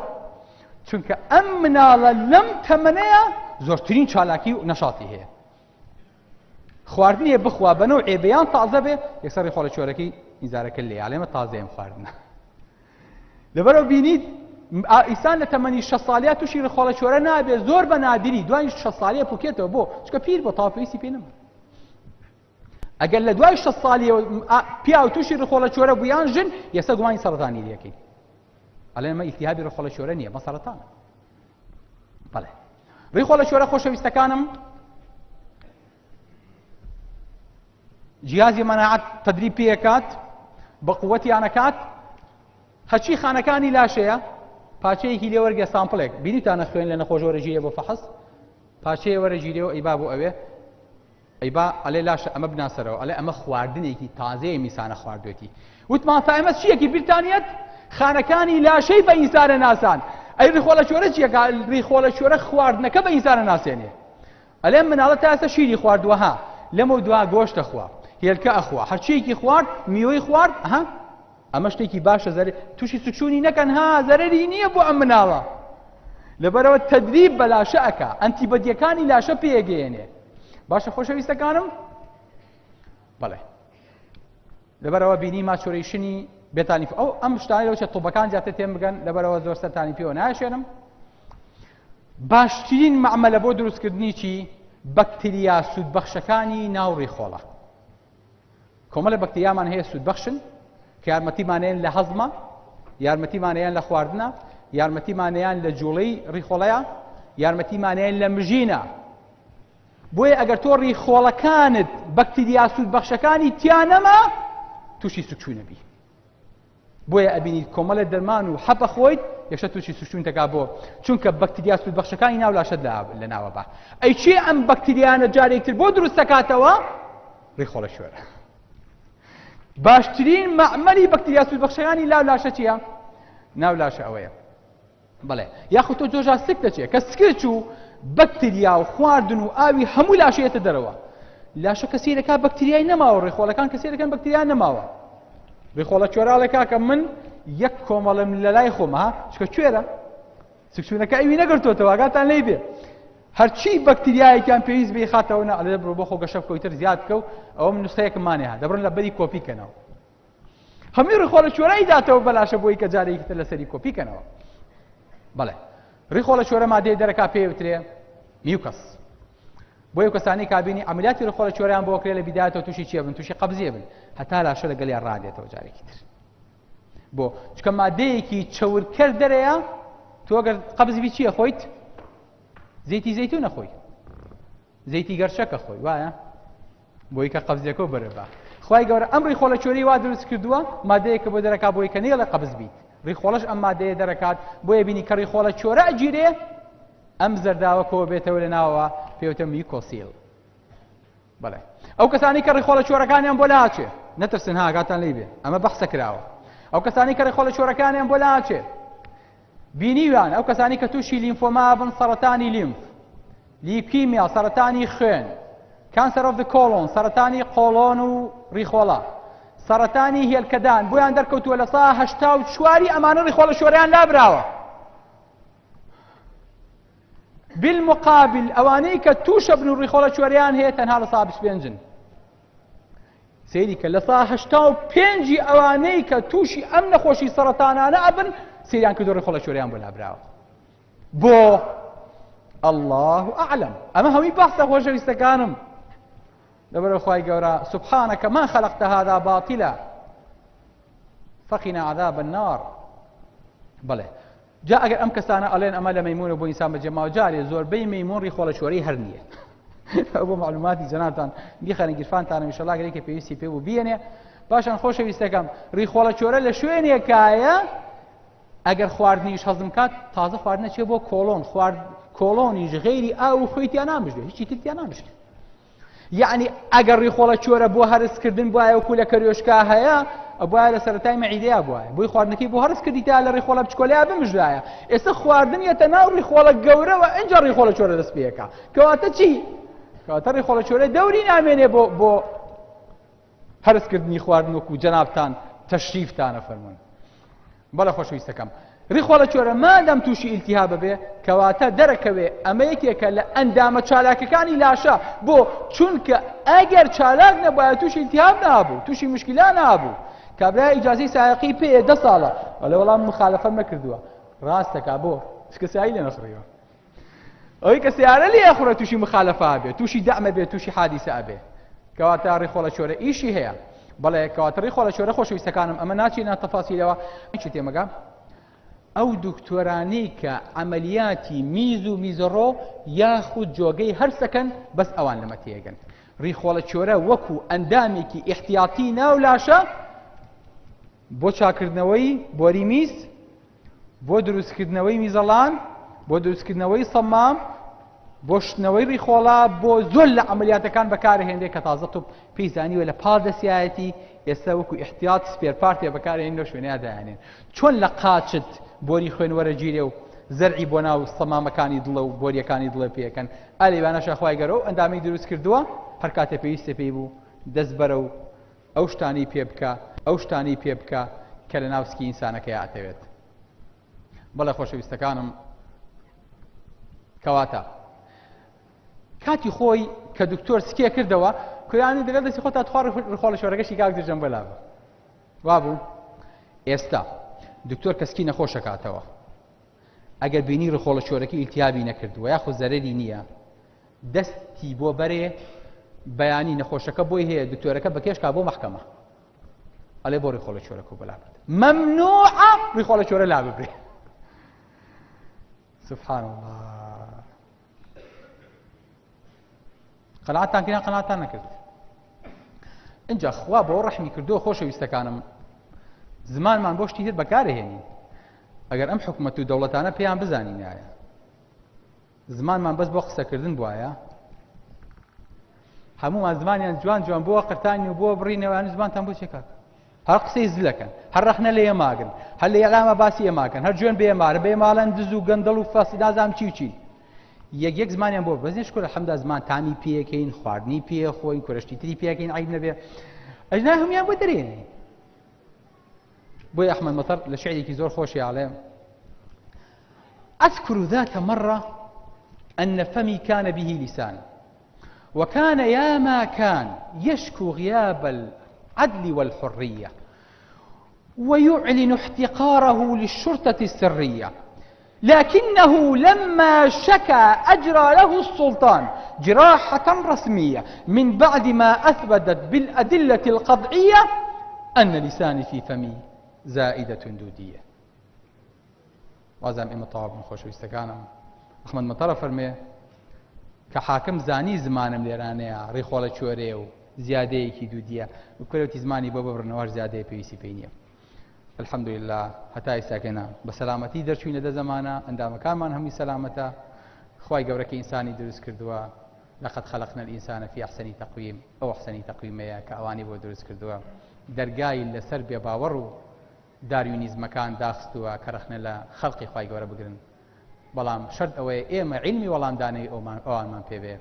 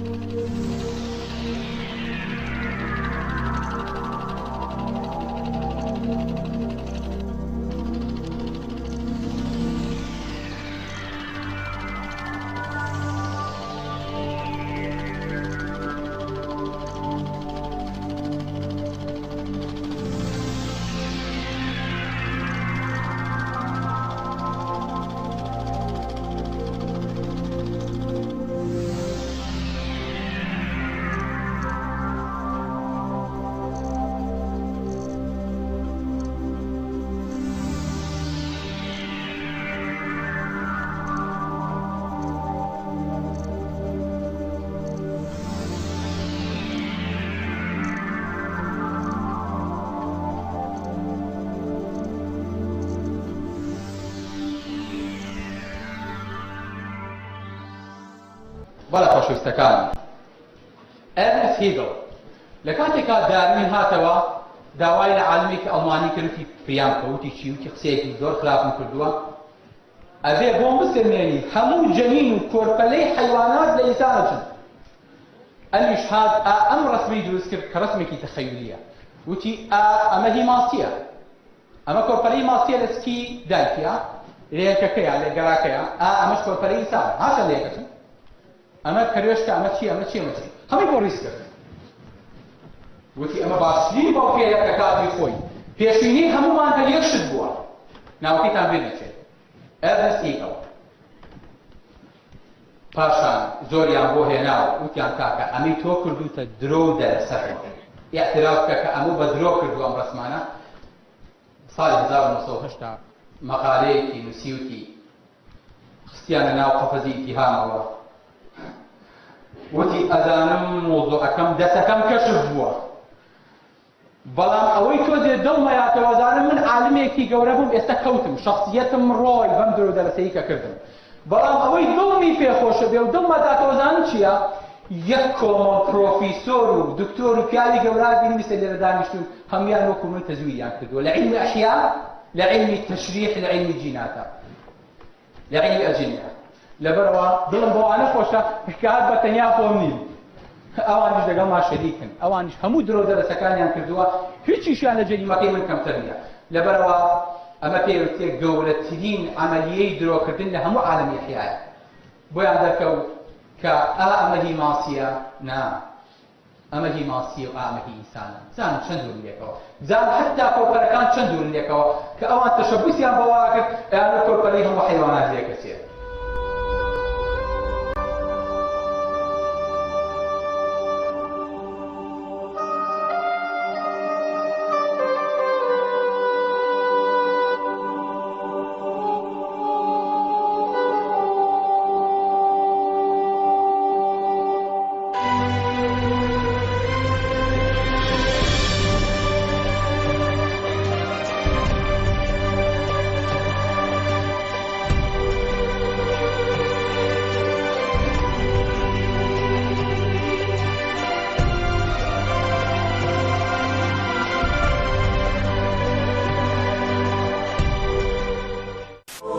In the 20th century, the theory of evolution was refuted not only by molecular biology, but also by paleontology,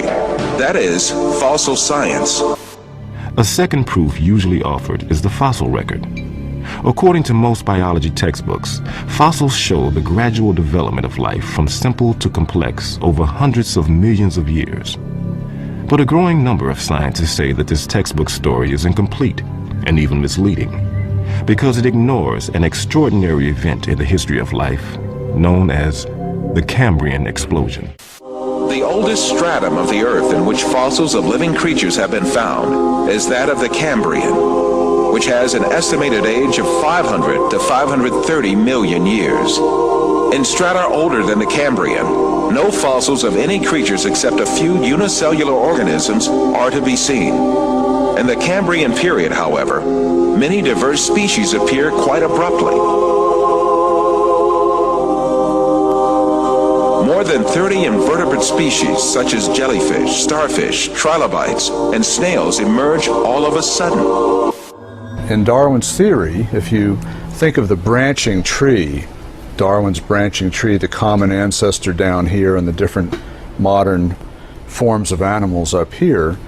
you would have one form to begin with, and then it would gradually diverge into slightly different forms and more different until you get the major differences that we see now. The problem with the Cambrian explosion is that all these major differences appear together at the same time, with no fossil evidence that they descended from this common ancestor. The article reported on cutting-edge research by Chinese scientist J.Y. Chen, an internationally respected paleontologist at the Nanjing Institute of Paleontology and Geology. Chen's discoveries in the fossil beds in Xinjiang, China, have rocked the scientific establishment. Located in the province of Yunnan in southern China, Xinjiang has some of the world's best preserved fossils from the Cambrian era. Darwinism has maybe only telling a part story for evolution. According to Chen, the fossils he's discovered turn Darwin's tree of life upside down. Darwin's tree, reverse condition, very unexpectedly, our research is convincing major phyla starting down below at beginning of Cambrian. Base is wide, gradually narrow, so this is almost turned on different way. This situation refutes the theory of evolution for sure, because Darwin wrote in The Origin of Species, if numerous species belonging to the same genera or families have really started into life all at once,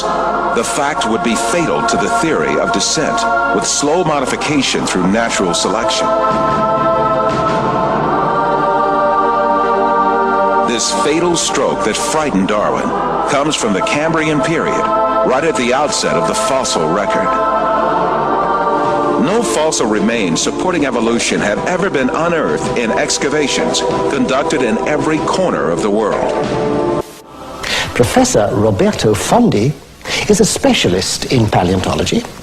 He teaches at the Department of Earth Sciences in the University of Siena in Italy.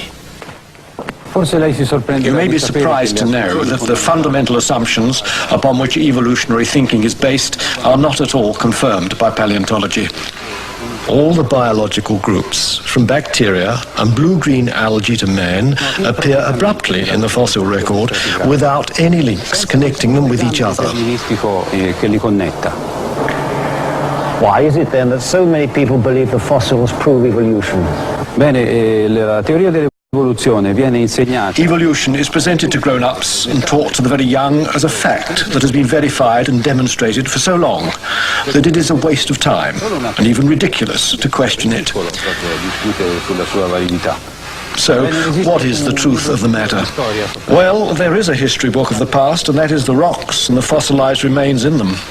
So, it is up to the paleontologist to read that book and give the answer.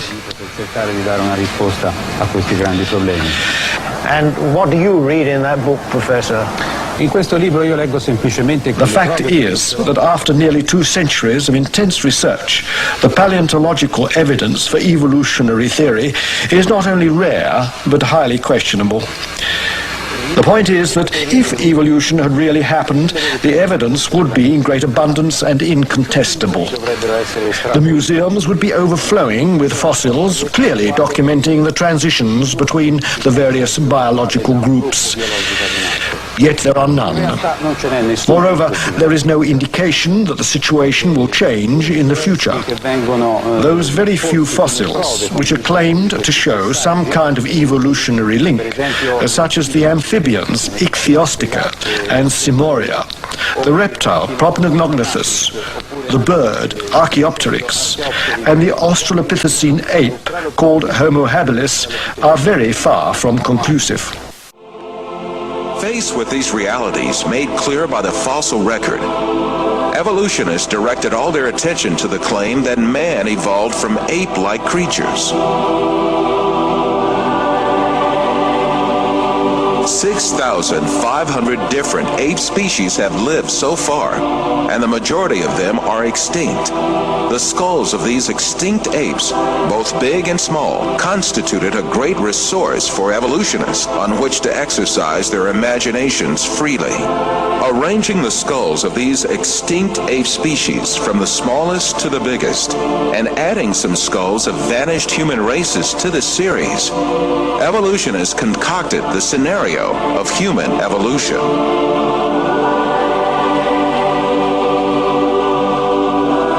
The most important role of this scenario is given to the extinct ape species called Australopithecus. The first Australopithecus fossil was found in 1924 by a paleontologist named Raymond Dart. Since then, evolutionists argue that this ape species, the name of which means southern ape, is a man-like creature. However, when Australopithecus and chimpanzee skeletons are compared, it is seen that there is no important difference between the two. In the face of this fact, evolutionists hypothesized that Australopithecus walked upright on its 2 feet, differently from other apes. However, 2 world-renowned anatomists, Lord Solly Zuckerman and Professor Charles Oxnard, refuted this allegation. Simply put, Australopithecus, advanced as the ancestor of man by evolutionists, is merely an extinct ape species.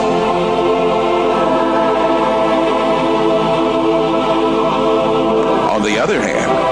fossils that are included by evolutionists under imaginary classifications, such as Homo erectus, Homo ergaster,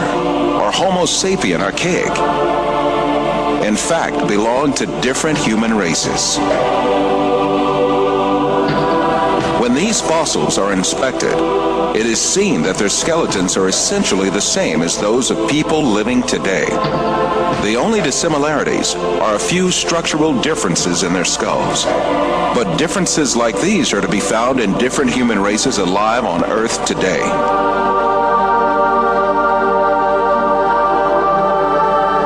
The famous evolutionist paleontologist Richard Leakey admits that the difference between the skulls classified as Homo erectus and those of modern men is only racial. These differences are probably no more pronounced than we see today between the separate geographical races of modern humans.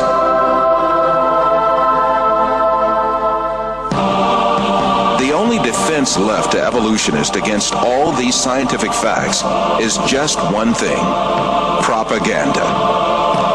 The baseless scenario of the human evolution is imposed on the public by means of imaginary drawings that appear in evolutionist publications.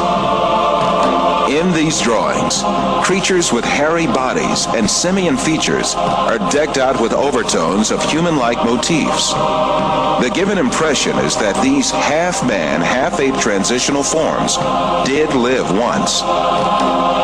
From time to time, drawings that present snapshots from the social life of these creatures are made. These misleading drawings are introduced in a particular sequence to engrave the scenario of the human evolution on the subconscious of society. Even in the most famous scientific publications, there frequently appear such window dressings called reconstructions and imaginary family tree drawings made by their inspiration.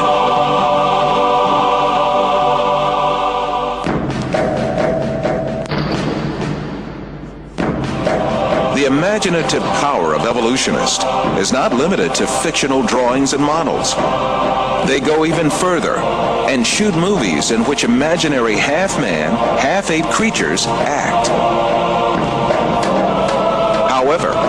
all of these are pure deception. The only evidence at hand is generally nothing more than a few skull fragments or a tibia. The hair, skin, nose, ears, lips, or other facial features of a living being cannot be determined from its bone remains.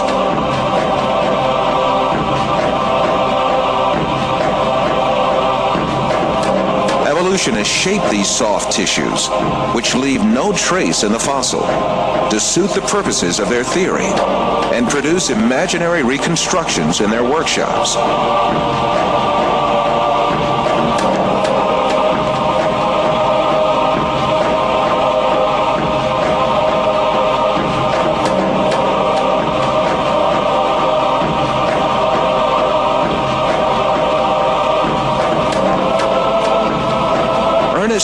From Harvard University states that these drawings have no scientific value. You can, with equal facility,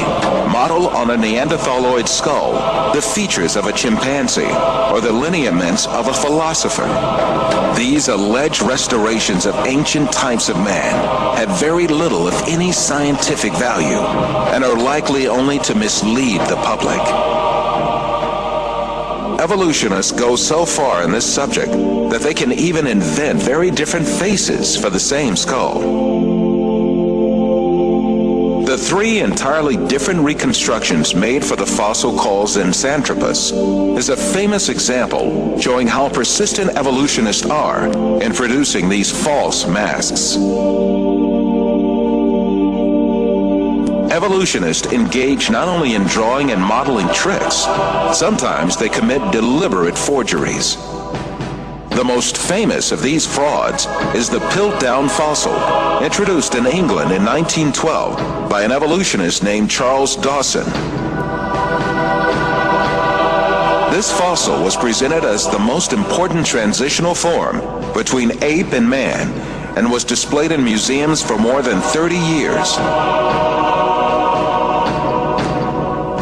Experts who re-examined the fossil in 1949 discovered that it was a forgery that had been produced by attaching an orangutan's jaw to a human skull.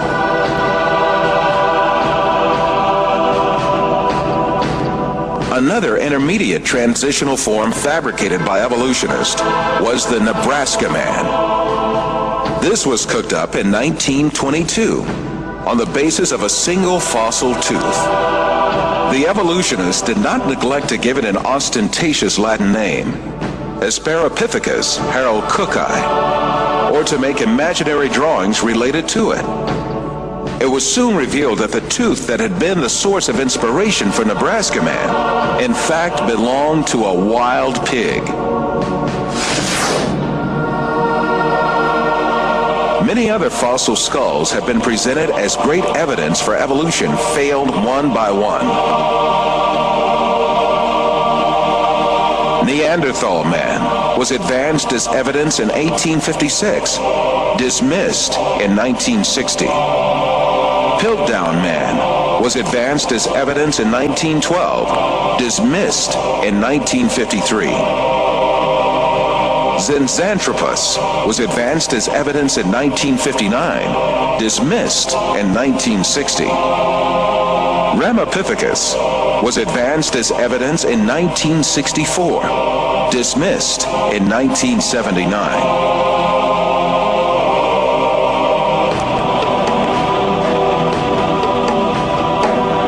Despite all these facts, these skulls are still presented to the public through the media and in some evolutionist textbooks as if they were scientific facts. In many countries, an important part of the society supposes that evolution is a proven fact. A great deal of this so-called evidence of evolution, much of which has been dismissed by evolutionists themselves, is still presented to school children in their textbooks, where they are depicted as the ancestors of man.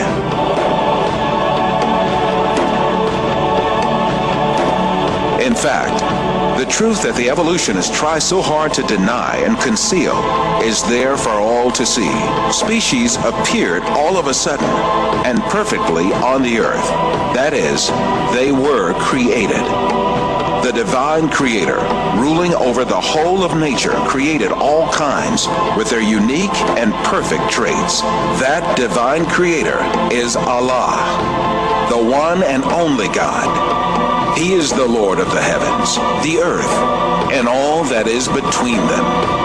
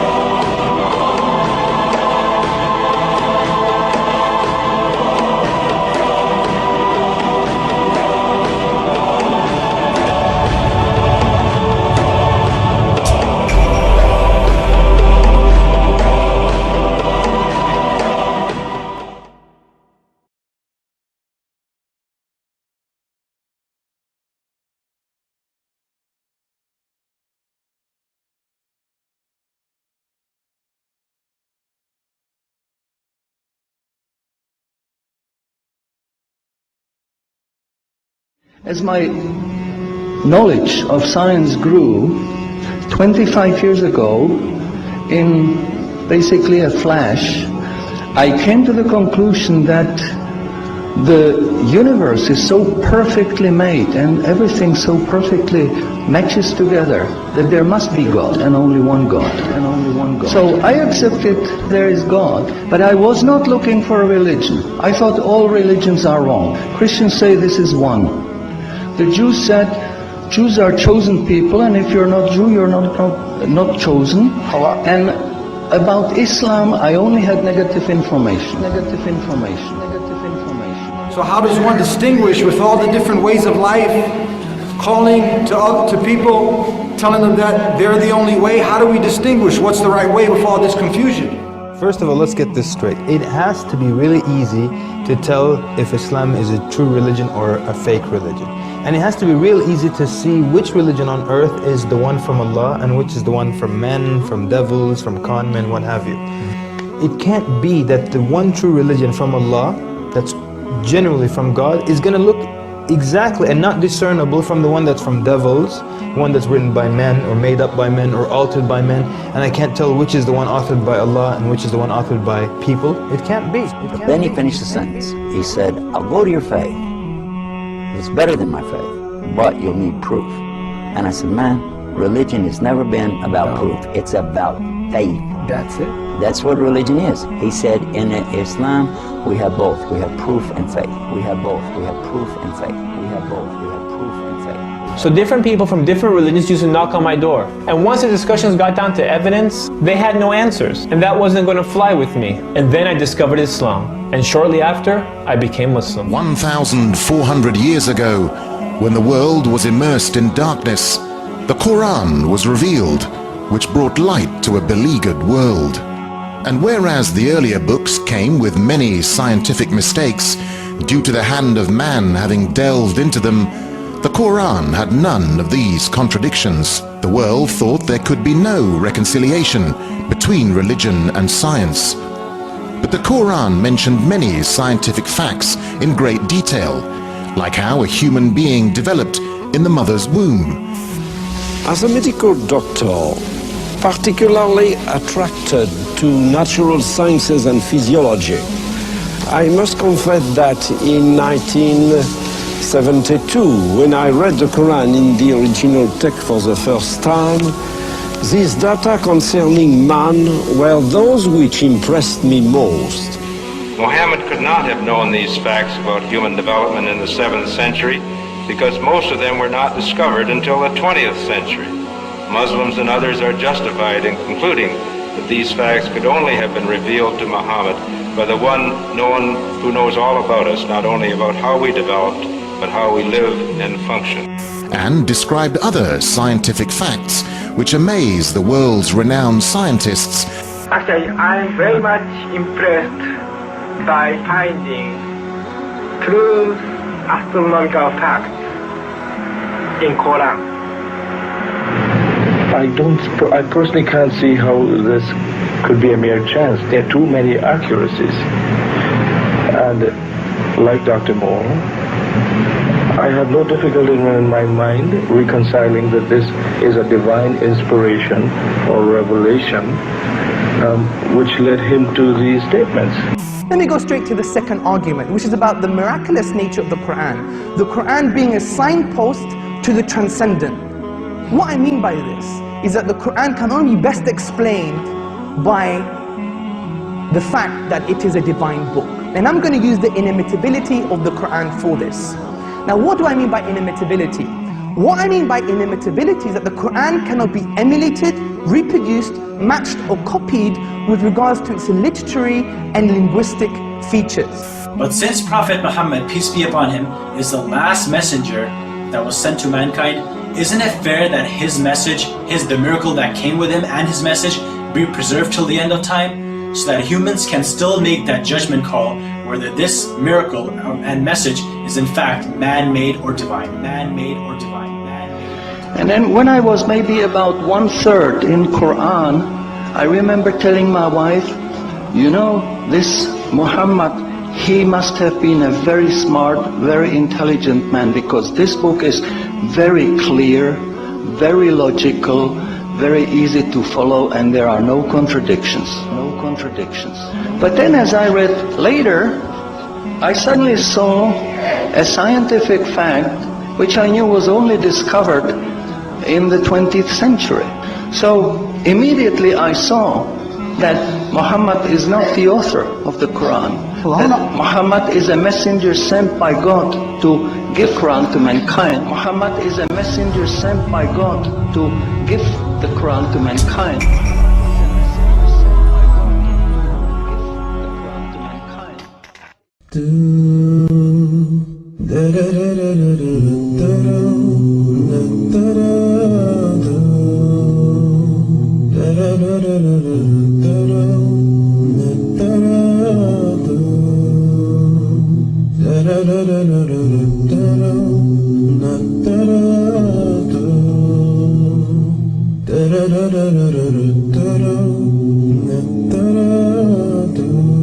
I used to live a life alone,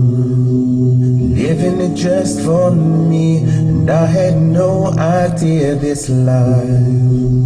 would judge my eternity. I look at myself, and I wondered who created me. I had to open my heart and open my mind and open my eyes to see. Open my eyes and see the existence of what's surrounding me. It's more than just chance, it's more than just coincidence. You look around and see the earth, the moon, the sun and the sky, a beautiful creation of Allah. So how could you deny? How can you deny the oneness of Allah? Allahu Akbar. How can you deny the oneness of Allah? Allahu Akbar. How can you deny the oneness of Allah? Allahu Akbar. How can you deny the oneness of Allah? Allahu Akbar. Lift your head and look up above, and you see it so clearly. The stars that glitter all around, the birds that fly over me. I see the rain fall from the sky, and see a seed become a tree. Lift the veil from your heart, worship Allah and you succeed. You surely will succeed. Open my eyes and see the existence of what's surrounding me. It's more than just chance,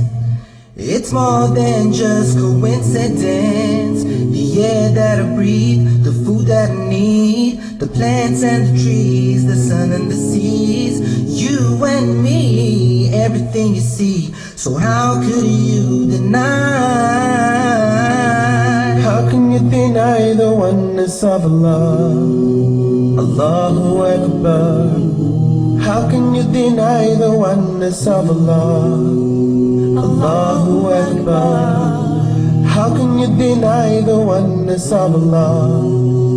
Allahu Akbar.